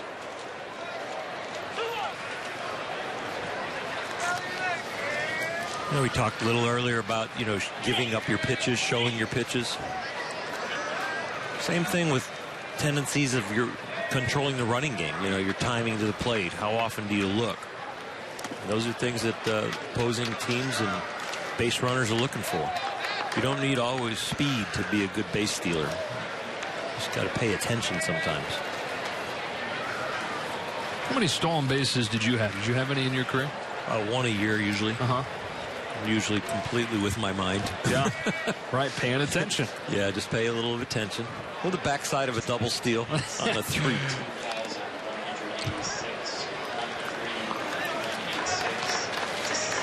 It's full on Navarro. Just got word that we have another sellout tonight. 7th one of the spring here at Camelback Ranch for the Dodgers. They're averaging close to 11,000. It's on pace to shatter the record. The 8 years they've been playing spring games here. Opened in 2009. 3-2 on Deandre Navarro, and Chris Hatcher has him grounding to first, and Lars Anderson, fresh into the game, steps on the bag. Saladino's got a hold at third, 2 away.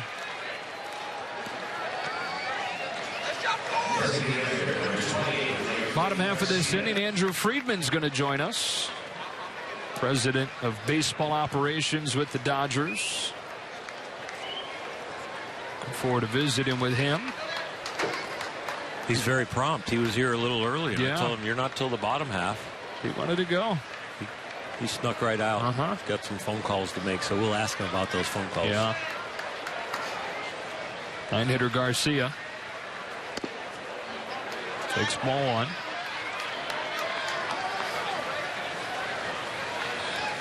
Eight stolen bases. Yeah. So that's not 1 a year. That's a half a year. Yeah, our truck just told us that Orel had 8 career stolen bases.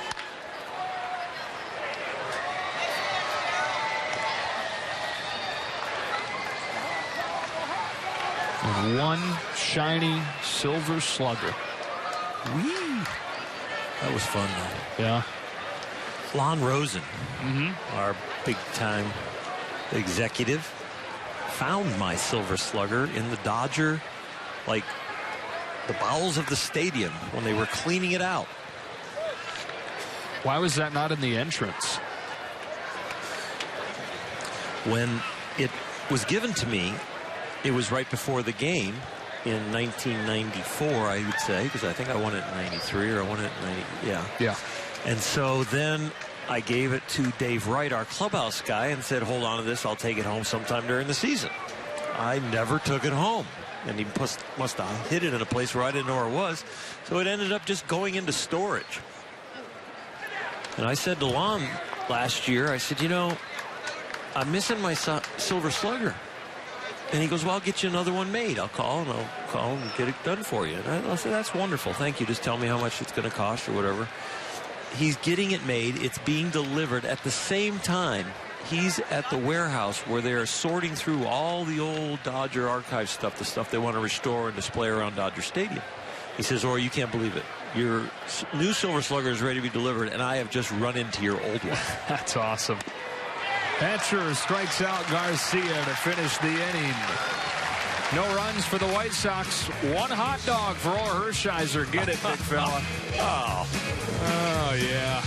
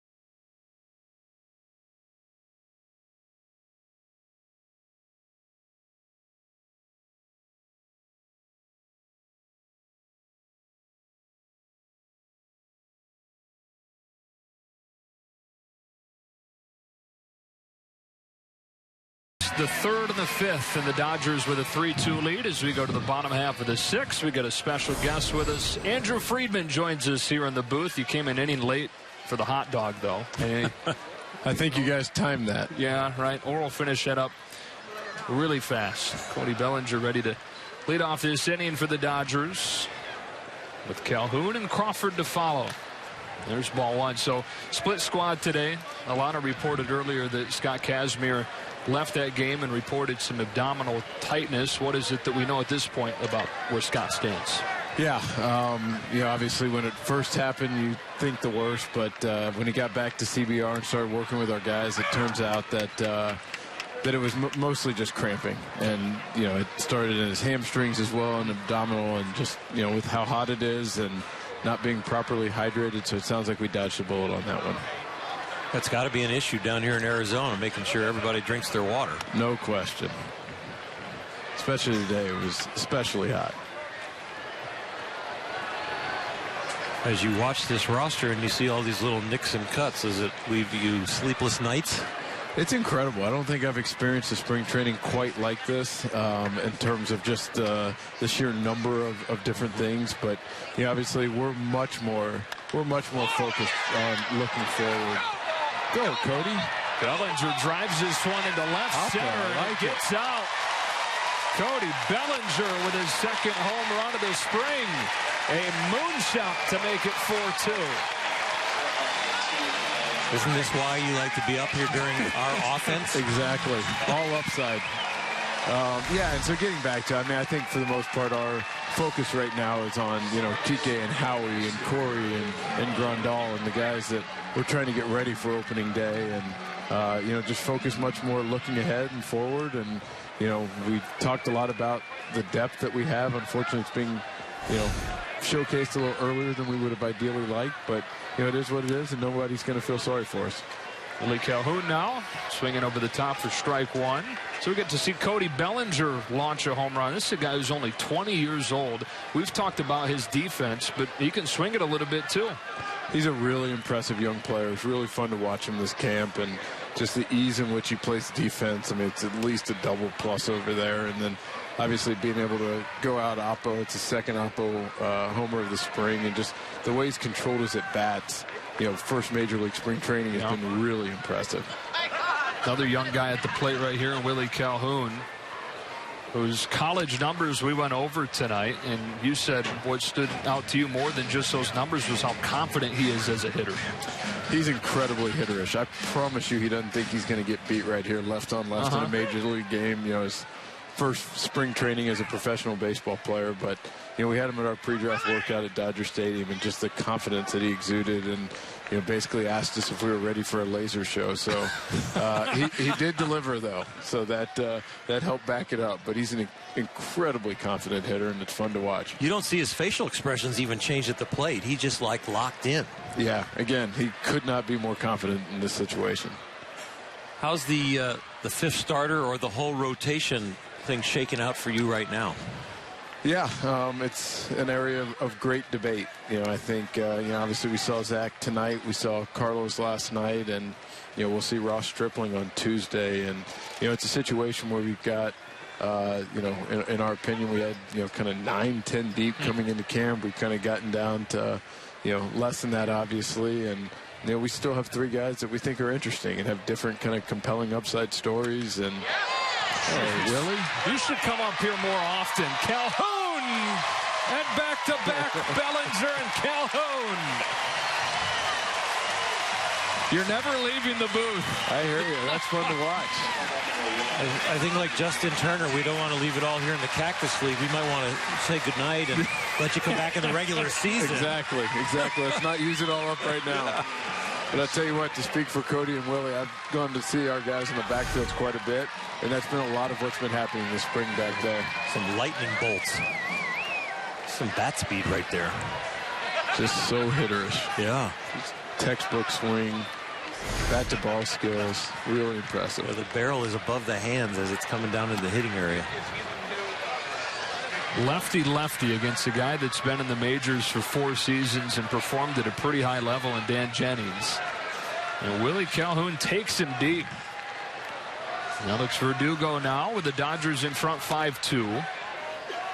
2 balls and no strikes. Alex and Willie are really good friends, and I promise you Alex wants to make it 3 in a row. Watch his first swing. Are you going to cut it loose? I can't imagine not. Another very confident young hitter, really impressive young player.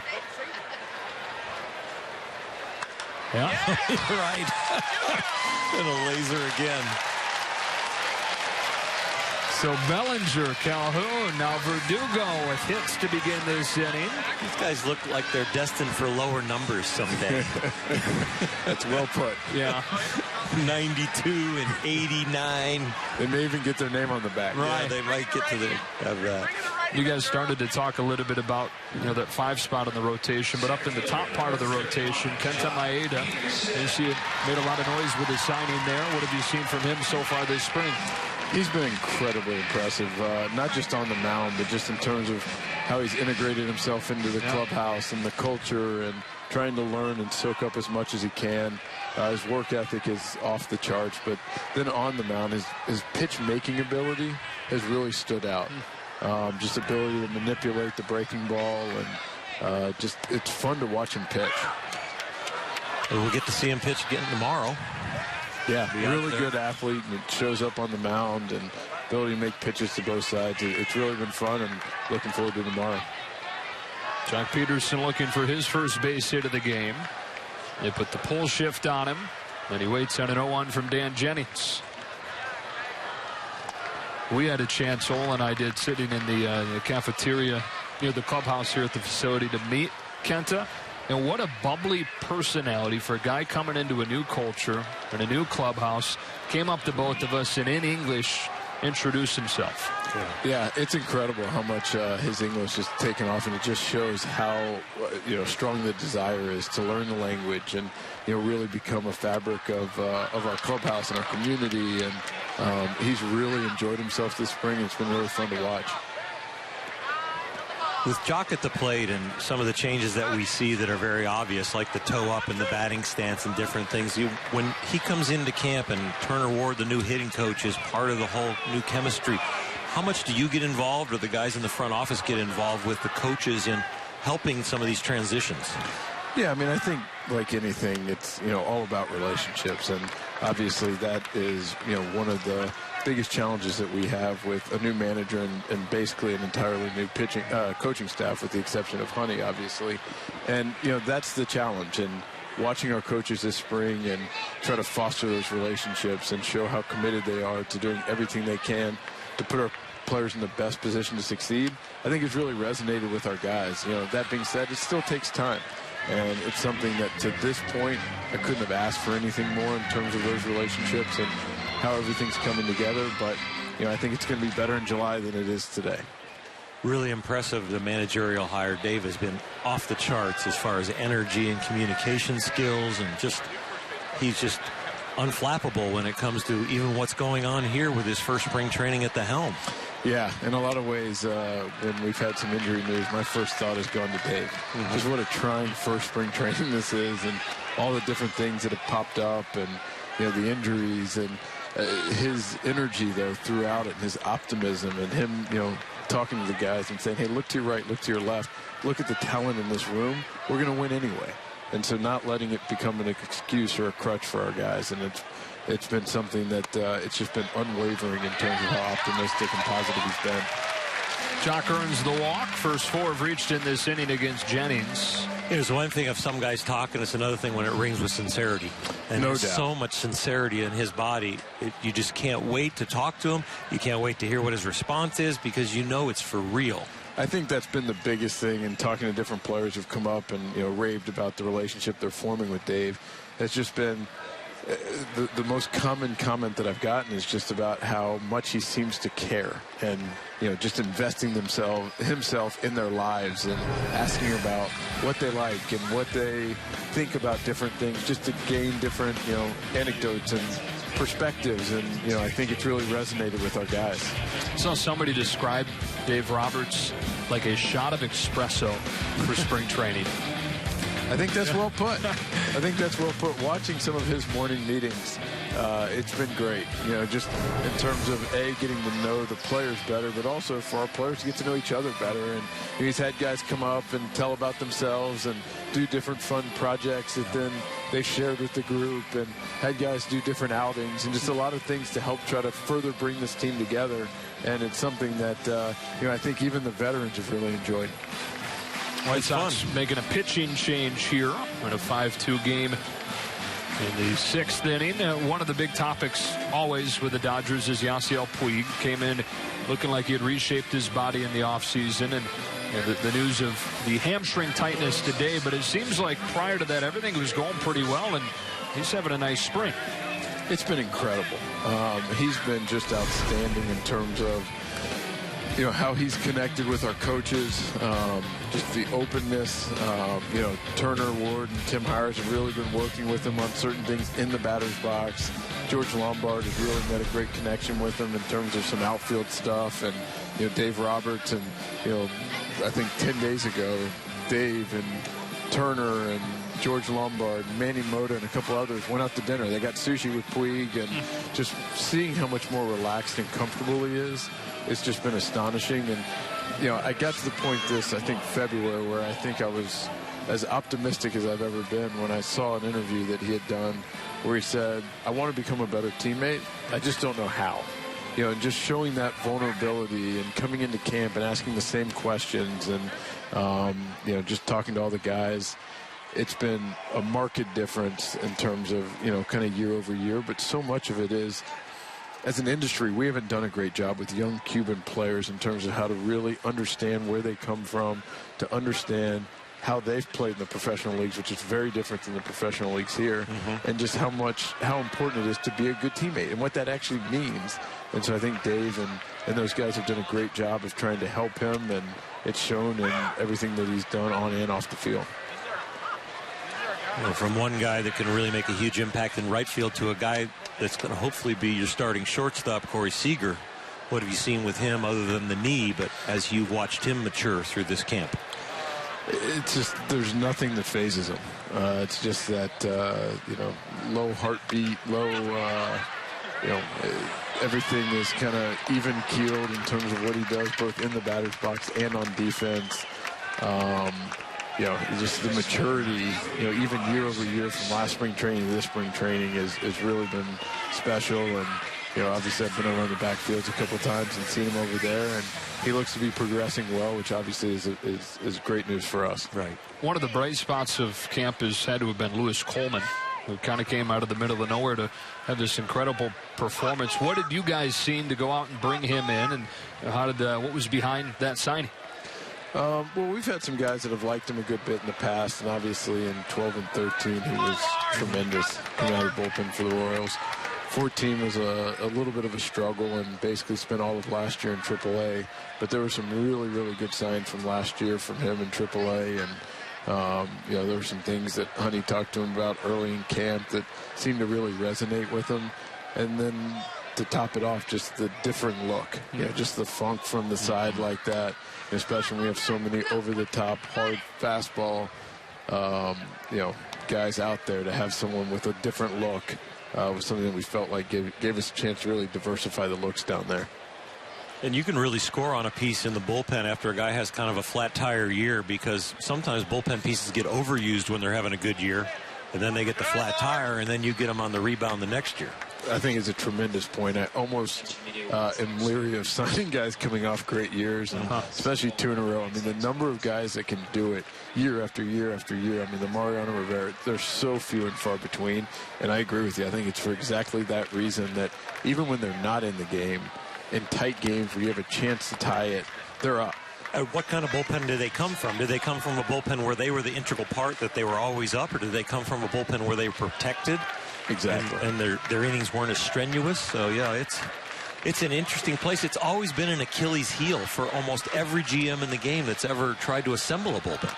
Yeah, it's clearly one of the tougher parts of, you know, roster construction and putting a team together. I think where you fall into a little bit of a trap is when essentially what we were just talking about, where you end up chasing your tail, where you struggle in the bullpen. So you go out and try to find guys that had a good year the year before.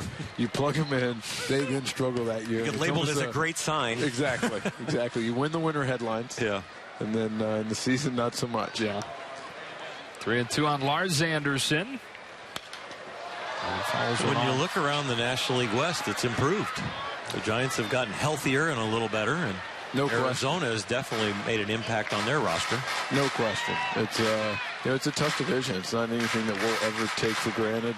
And you're right. I mean, both teams had, both the Diamondbacks and Giants identified kind of acute needs for themselves and went out and aggressively filled them. Andrew Friedman, we appreciate you spending a few minutes with us and bringing some good luck to the young guys, huh? The back-to-back homers. That was fun to watch.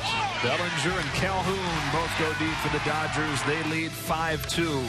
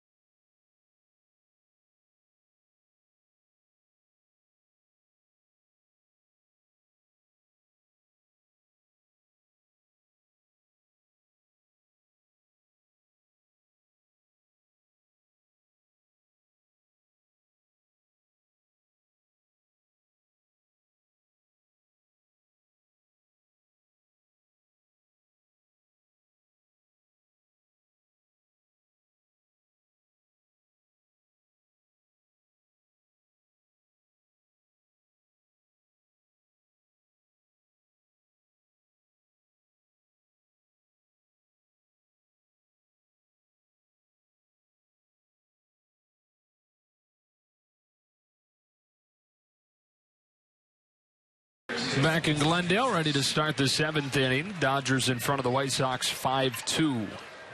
And speak of the devil, here's Lewis Coleman into the game facing the top of the order for the White Sox and delivering strike one to Austin Jackson. Yet to give up a run in 8 appearances this spring. I don't want to jinx him, but I like the way he's throwing the ball. I like the makeup. He's got a history of success that he can draw on, and he can look back at the rough times as a blip on the screen. This could be a real bargain and a real asset for the Dodgers. And you just heard Andrew Friedman talk about their signing of Coleman. As Jackson golfs one in foul territory, back of first. Anderson's got it for the first out. Can celebrate the legacy of Jackie Robinson Friday, April 15th. Dodgers and Giants at 7:10, and the first 40,000 fans get an adult replica Jackie Robinson jersey from Bank of America. Visit Dodgers.com/promotions. It was interesting talking with Andrew, and we appreciate his time so much, but his philosophy looking at relievers is basically the whole regression theory that, when a guy has a really good season, typically he's pitching above his head. And when he has a really poor season, you can expect him to come back and improve. And they saw a guy in Lewis Coleman that had 2 really nice years in the Kansas City bullpen before falling off. And you're not even really taking a chance in bringing him in because you are buying low. You sure are. The risk-reward is perfect equation. Alana, you've got more on Lewis Coleman. Well, when he came into the game yesterday, guys, and he actually had to get an at-bat and drew a walk, it was funny because after the game ended, a couple of reporters asked Dave Roberts about the at-bat, and Roberts said he told Lewis Coleman before the AB, "Are you familiar with the Statue of Liberty?" He said, "Just stand there and look hitterish." And he draws the walk, and he also joked that he's in the mix for the leadoff hitter spot now. Yeah. Yeah, he said it's the first time he's run the bases since high school. And pitching on back-to-back days, another sign of getting closer to the regular season. That is just a filthy pitch that Sanchez barely nicks. 1-2. When he gets out in front and gets his fingers wrapping around the ball out front and can really spin it, this breaking ball has an extra gear. Look at the finish right there at the end. In the rough times, that ball would spin and kind of stay there in the middle of the plate. When he's locked in, it's got that extra gear and just finishes with some depth. That was actually a bad one, and it still had good late break. Kind of a hanger. But when you throw your bad ones and they're still fouling them off and you still get depth, that's when you know you're locked in. Numbers in his career, all in Kansas City.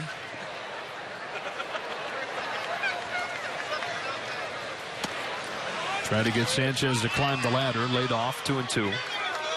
A sinker, slider, sidearmer. Sometimes you got to change the eye line of the hitter. The hitter's gearing down, looking for something that's tailing away or coming down and in. Then you change their eye line. Now you can go back downstairs. That's what he did. Good job by Sanchez.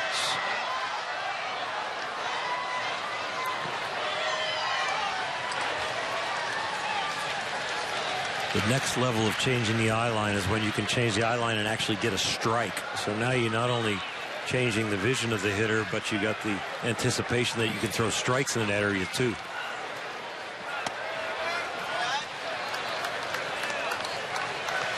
I like what Andrew said, though, about changing the arm angles of what's coming out of the bullpen, too, with guys like Pedro Baez over the top 95, Chris Hatcher 97, kind of over the top righty, to get a guy with a little different look.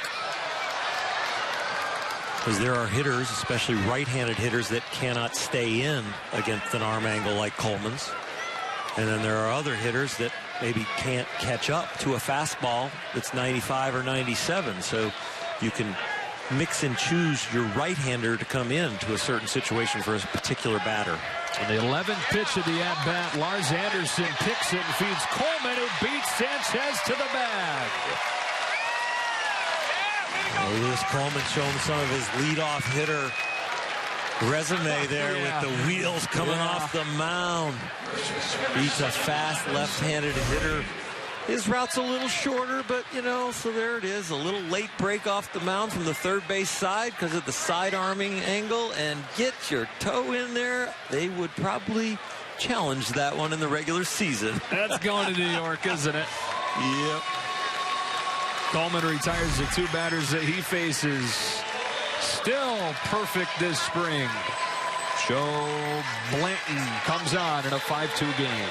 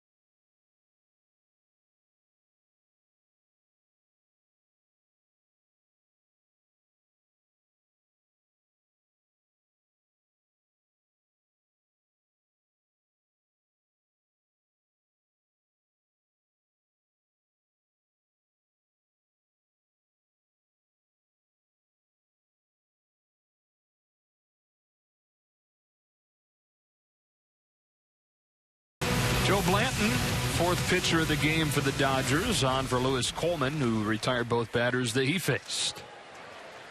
Well, Joe Blanton looking to be a piece in this bullpen. I think he will be. He could have been a candidate for that 5th spot, but he fills such an integral role in the bullpen. A guy that can go 3-4 innings as a long man. Has really reinvented his career. Between Joe Blanton and Luis Coleman, I would think that we've got some nice veteran status down there to help the bullpen. And effectiveness. Oh, my goodness. Jose Abreu golfs one to left, and that ball is gone.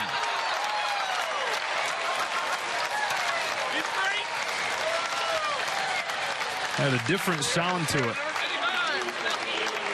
Take off the jersey! He said he golfed it out of here. It sounded like a golf ball.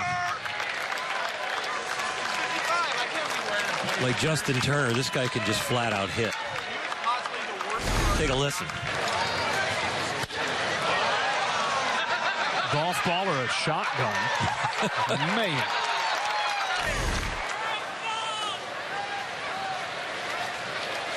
One of 2 players in big league history with 30 home runs and 100 RBIs in his first 2 years. Melky Cabrera tried to follow him up, but flies out to center. White Sox get one back on the shot from Abreu, and it's 5-3 as we stretch.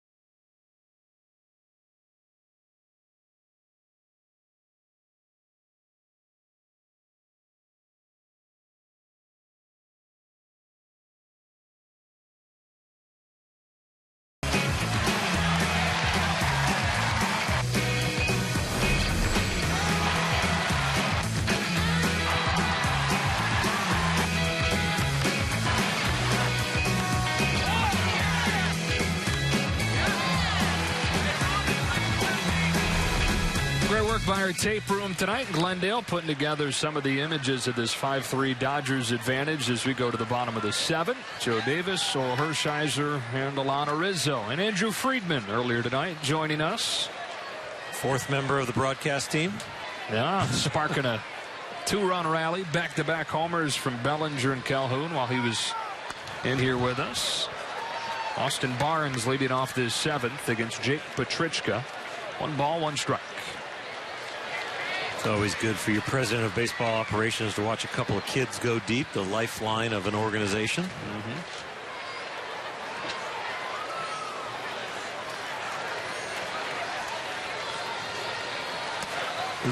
Barnes 1 for 2 tonight. Walked in the 1st inning, singled home a run in the 3rd, grounded out in the 5th. I can see that. Oh, man, we've reached the part of the night, folks, where Oral is done scoring and beginning to just stare at my book. We made it to the 7th. You did. Well, you could not score while Andrew was in here, right? He called you out on it. Were you multitasking? Well, one of us has to. That's very good. Thank you. Impressive. You're ready for the regular season. Stretched out. I'm still not there yet. Barnes with the ground ball to third. Long throw from Davidson gets it. Well, we're getting our first back-to-back tomorrow. No, we have one. Do we have a back-to-back? Yeah, Saturday and Sunday last week. Oh, see, I forget. I'm getting old. Right. So you may need a little longer. Yeah, but that was a 3-man booth and a 2-man booth? It's true. It's you and I together. It's our 2 and then a 2. It's true. And we're going to go actually 3 days in a row because Monday as well. I don't know what they're thinking. I don't know what they're thinking when they made the schedule. They're going to wear me out before the season starts. Leon Herrera takes the ball from Petrichka. Dodgers Reds tomorrow. Dodgers Rangers Monday. Both those games right here on Sportsnet LA. Get to see Kenta Maeda tomorrow. I'm looking forward to that. Me too.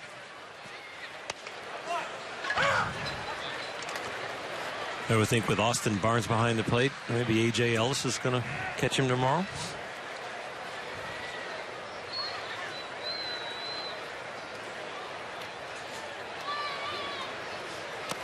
Well, if you're just joining us and didn't catch Alana's injury report from earlier, latest on Yasmani Grandal on the topic of catchers is that no longer is Monday the target date for him to come back.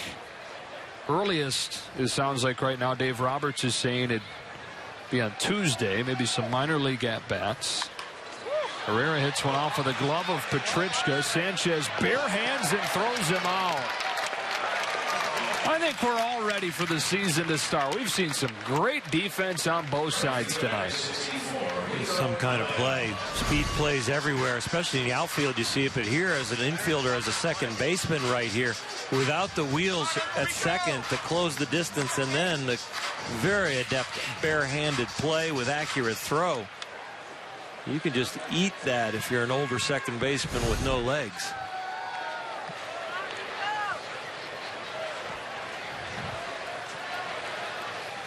Rico Noel 0 for 3 tonight.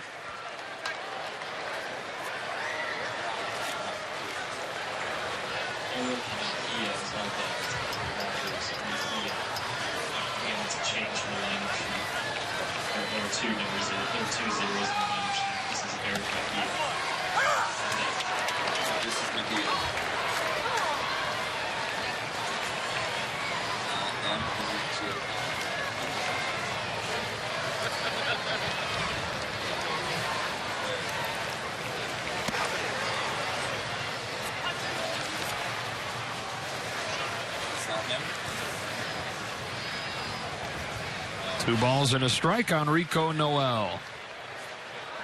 Petrichka trying to work a 1-2-3-7. Dodgers have not gone down in order tonight. Fulmer faced the minimum in the 4th, but that was thanks to a double play ball. Started that inning with a walk. 2-2 on Rico Noel. Deanna Navarro sets outside, and a fastball elevated that Noel cuts through. And that's the inning. 1-2-3 go the Dodgers, but they lead 5-3 as we go to the 8th.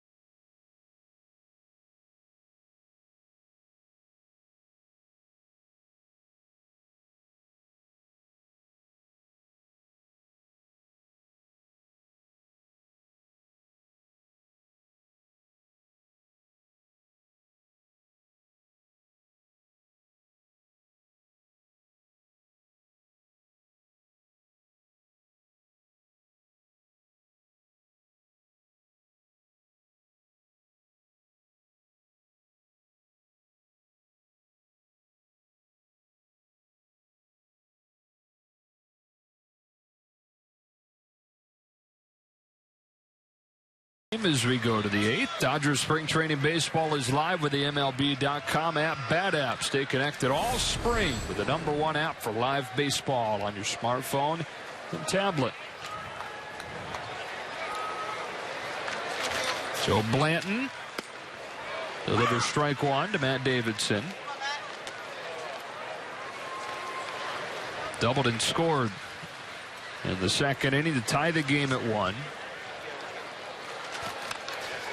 Dodgers got one in the bottom of the 3rd to jump back in front. White Sox tied it an inning later, so it was 2-2 going to the 5th.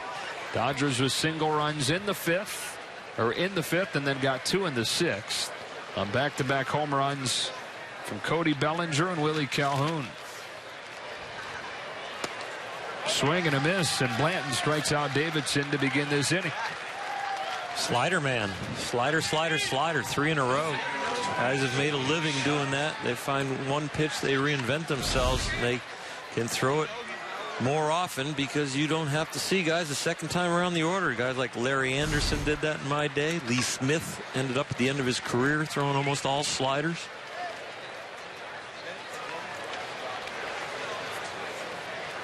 Here's J.B. Shuck. Fastball, strike 1.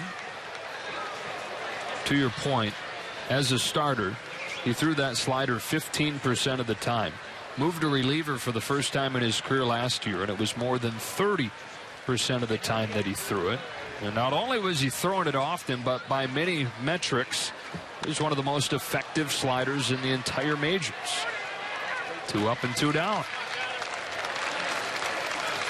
And sometimes you stumble on a pitch, or you adjust a pitch you already have that all of a sudden becomes an optical illusion to the hitters. And sometimes it takes a year for them to catch up because they're used to the old slider. And all of a sudden this new one's got slight different spin, or the same spin but more break. And Joe has done a good job reinventing himself and that pitch. Tyler Saladino is 0 for 2. Had an RBI and a sacrifice fly in the second. Since then is lined out and reached on an error. 1-0. Strike 1. A little different stuff coming out of the bullpen too. You always think that an arm is going to play up coming out of the bullpen. So if your normal velocity as a starter, let's say you're a 92 guy that coming out of the bullpen, you might be a 95 guy because you can empty the tank right away. Curveball is hammered down the left field line, and it is gone. Saladino with a home run. The second one, Blanton, has succumbed tonight, and it's a 5-4 game. This one hung up there a little bit for Joe, and that can happen in Arizona. Very little humidity in the air. A lot of times you're breaking balls if you don't get them started on the right plane. There's not a lot of air there to break them against, and then once they get hit, there's not a lot of air to slow them down. This one just crawls out of here. So the White Sox now have hit 39 home runs this spring. That leads the majors. 39 already with a week to play in the spring. They had 22 last year. And you say, well, it's not a big deal because it's spring training. But those 22 home runs they hit in spring training last year gave them a glimpse to what they'd have during the regular season when they were dead last in the American League in runs scored, dead last in the American League in home runs. So they're hoping that same thing this year. Robin Ventura's seeing a snapshot of what he'll see in the regular season.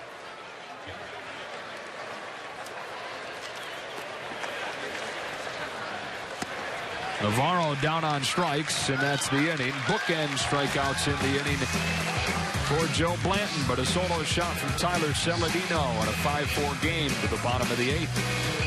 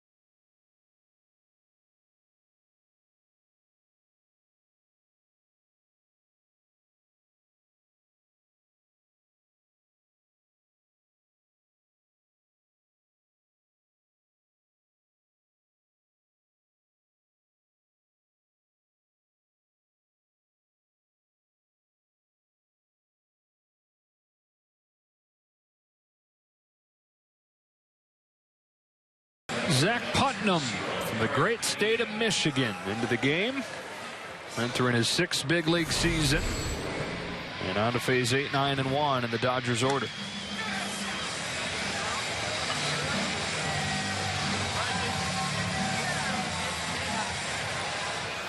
Eric Mejia will bat for LA, replacing Cody Bellinger in the 8th spot after Bellinger had that solo shot to finish his night.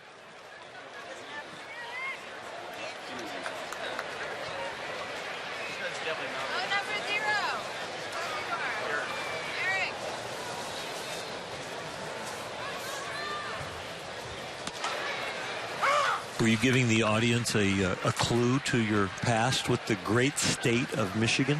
No, just laying down facts.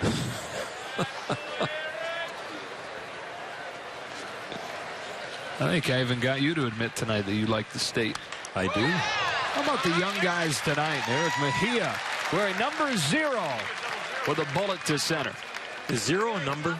I guess it is when it's on your back. Yeah.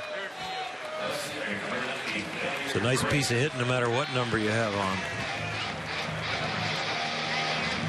Willie Calhoun wearing 90 crushed a home run with Andrew Friedman in the booth with us right after Andrew had talked about how confident he was as a hitter.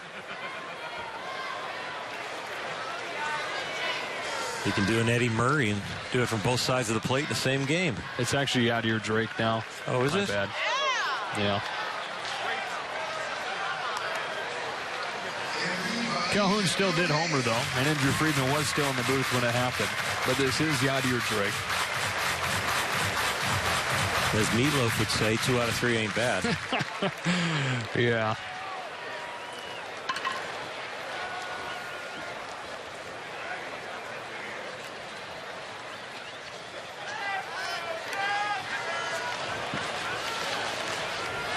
Now, Putnam in his 5 major league seasons has been with 4 different teams. He started with the Indians in 2011.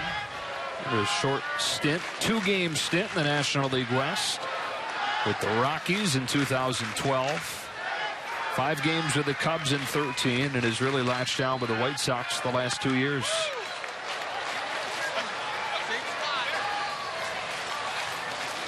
There is no fear in the way our young guys swing the bat. They are not up there intimidated at all. I don't care who's cocking their arm. It's a AA pitcher, AAA pitcher, or a big leaguer.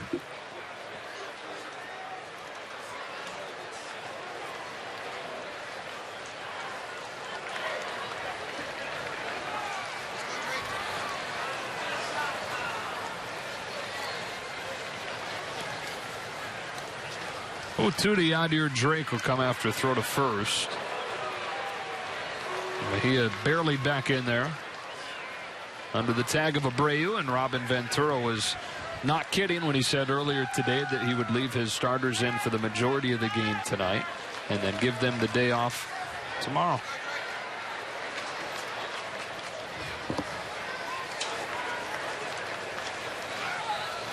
I guarantee you Abreu will not take the day off. He will not play, but he will take that extra energy and he will be in the cage. He is a professional and he is a hard worker.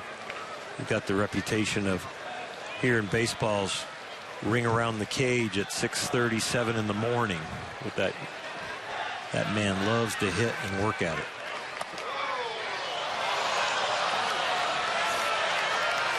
How about this crowd tonight?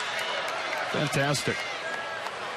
If seeing a Dodgers spring training game is on your bucket list, don't rely on just being able to walk up and get a ticket. It's a hard ticket sometimes, depending on the games. What have we had? 7 sellouts? Yep. Next spring, or if you're going to thinking about this last week, get out in front of it if you want to come see the Dodgers.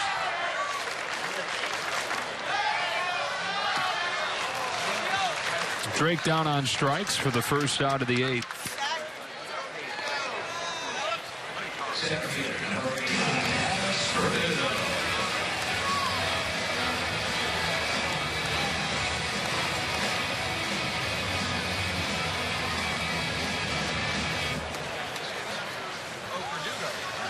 Here's Alex Verdugo. who singled his first time up.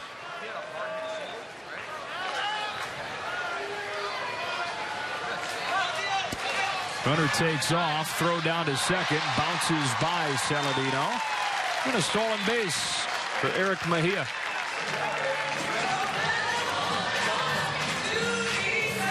Nice. Dave Roberts just turned these guys loose. Let them play. Let them run. Let them use their tools. We know the young kids are out here, but we're not just going to lay down. We're going to see what they can do. Good jump. Good slide. Well done.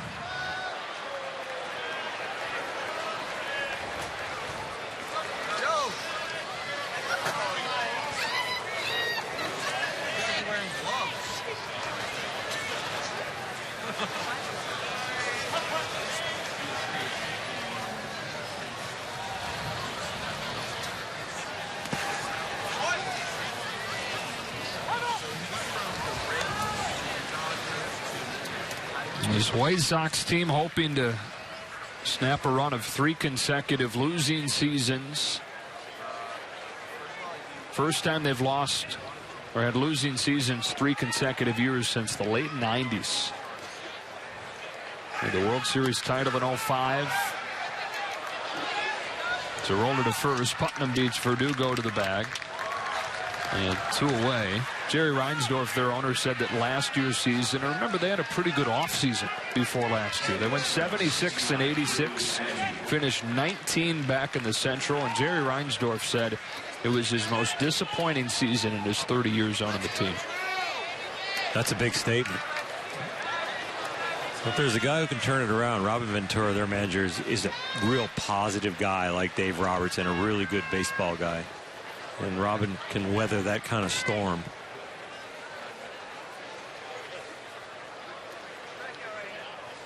He was one of my favorite teammates. I got to play with him for 1 year as a New York Met. And Robin was the third baseman. And it was the year he hit the grand slam single. And Todd Pratt tackled him coming around first when he was winning a playoff game.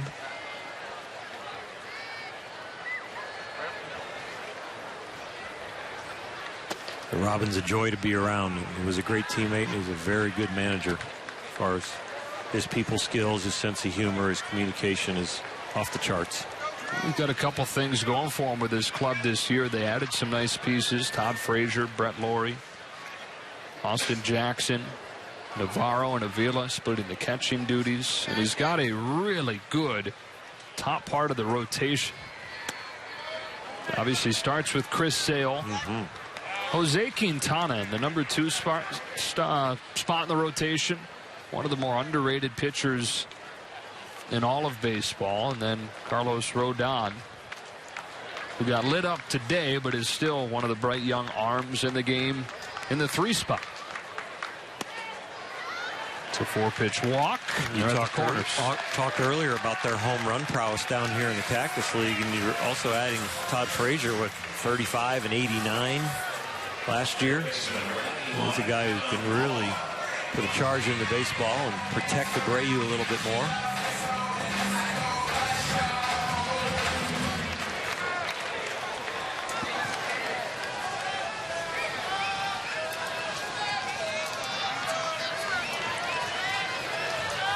Adam Law trying to add some insurance for the Dodgers, up 5-4, last of the 8th.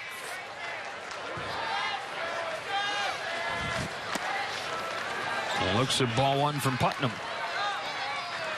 You know, one thing though with the White Sox working against them is the division they're in. Good luck in that group in the Central, coming up with a team that is the clear-cut last place team. That would be really hard.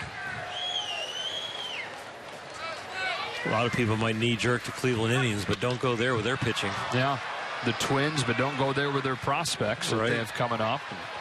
Miguel Sano, one of the great young sluggers in the game. That's for them to worry about, though. On to the 9th in a 5-4 game.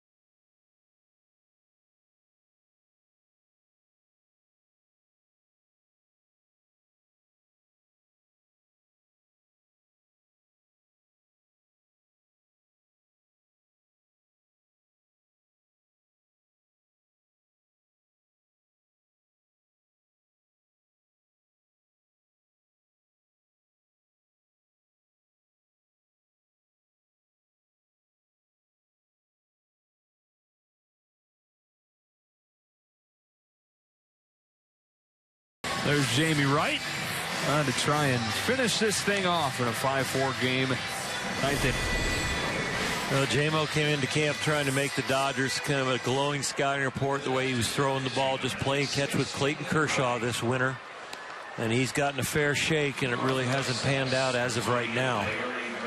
But he's back out there on the hill trying to impress not only the Dodgers, but maybe there's another club out there that's looking for a veteran also that could contribute.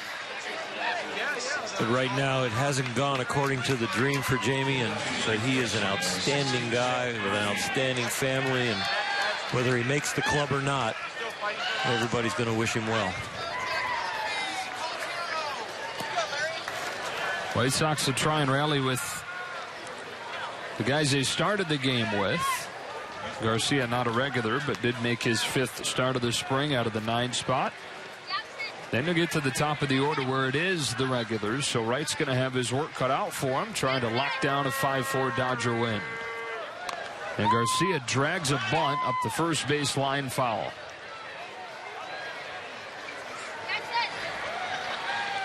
And because of the injuries, Earl, that we've seen, we showed earlier all across the diamond to the position players for the Dodgers, because of the injuries that have thinned out the starting rotation. Not saying this is definitely the case, but who would have thought we'd get to a point where you look at the bullpen as a group that you could maybe make a case for as being the strength right now? For sure, and you're right. The health strength, the ability that's come out of there, the way the guys are throwing the ball, it really does look like a place that the Dodgers can count on. With the emergence of Lewis Coleman, you know what you're going to get out of Kenley Jansen at the back end. Chris Hatcher has continued to look solid after his fantastic second half last year. And then you get into the group of guys like Baez and like Yimi Garcia that everybody was counting on kind of to make a step this year. Those guys, as a reflection of how good the additions like Blanton and Coleman have been, those guys are fighting for the last spot in the bullpen. Exactly, and we're going to need that depth and quality because the rotation as of right now doesn't look like a whole bunch of guys that are going to go 7 and 8 innings. So there's going to be multiple nights in a row that the 6th inning is going to need to be finished off, and then you're going to have your 7th inning piece and your 8th inning piece, and then Kenley Jansen in the 9th. You can't do that day in and day out with the same pieces. You're going to have to rest certain guys. If a guy goes 2 innings and goes over 35 pitches, he's going to need the next night off. If a guy takes a little too long to put a 0 on the board and it takes him 24 pitches, you might think about giving him the next night off. And so those workloads and those ups down there in the bullpen are things that they're going to have to watch. And hopefully the rotation gets to a point where it can, average 6 1/3 innings.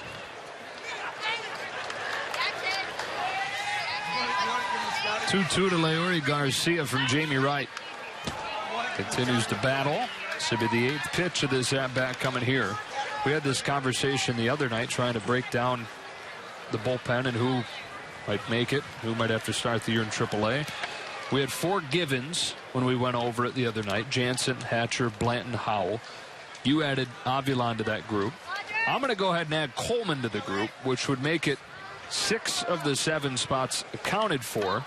As Wright knocks it down and will throw him out for the first out of the inning. So 1 spot left between Yimi Garcia, Pedro Baez, if you want to throw Jamie Wright in that group, and Adam Liberatore.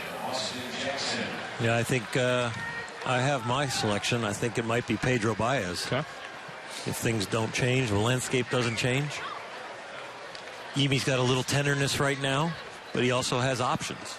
So it's not a DL situation as much as you can keep your depth as with optioning somebody to the minor leagues.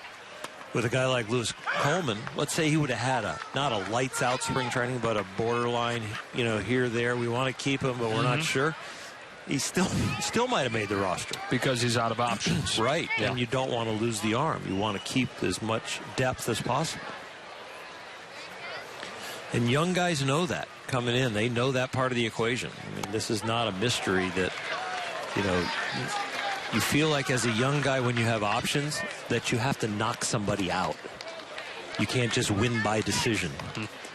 And is that the truth? Yeah. I mean, is that and the guy that doesn't have options, that has eliminated those from big league experience, having 3 or more years, they have a slight edge. They're like the champ. You got to knock them out. Austin Jackson down on strikes. Jamie Wright has retired the first 2 that he's faced and 1 out away from locking this thing down. And all those different rules about options and free agency and arbitration, all the different things that are in the basic agreement that let general managers know how they can manipulate their roster, they were all negotiated for the players' benefit. Because if it was just you can do whatever you want with any baseball player in the world and have your roster as big as you want, and it doesn't have to be 25, and it doesn't have to be 40, and there's a reserve clause, and you just keep guys, the players get stuck. They used to get stuck in organizations no matter how good they were because they were owned by their club. So this is all things that are negotiated from the union side with ownership to create some flexibility and opportunities for players. How about a 1-2-3 9th for Jamie Wright to lock down a 5-4 Dodger win over the White Sox. And time for our Lexus plays of the game. Back-to-back home runs from the 8 and 9 hitters. Cody Bellinger with a skyscraper to left center. Different personality on Willie Calhoun's follow-up. It was more of a laser. Both coming off a big league pitcher in Dan Jennings. And proven to be the difference in a 5-4 Dodger win. Tommy Lasorda threw out the first pitch tonight. Hung out in the bullpen a little bit. Saw some great defense tonight from the Dodgers at the corners, Gonzalez and Turner. And a 5-4 LA win for Earl Hershiser and Alana Rizzo. The rest of our crew, Joe Davis saying so long and talk to you tomorrow when the Dodgers take on the Reds.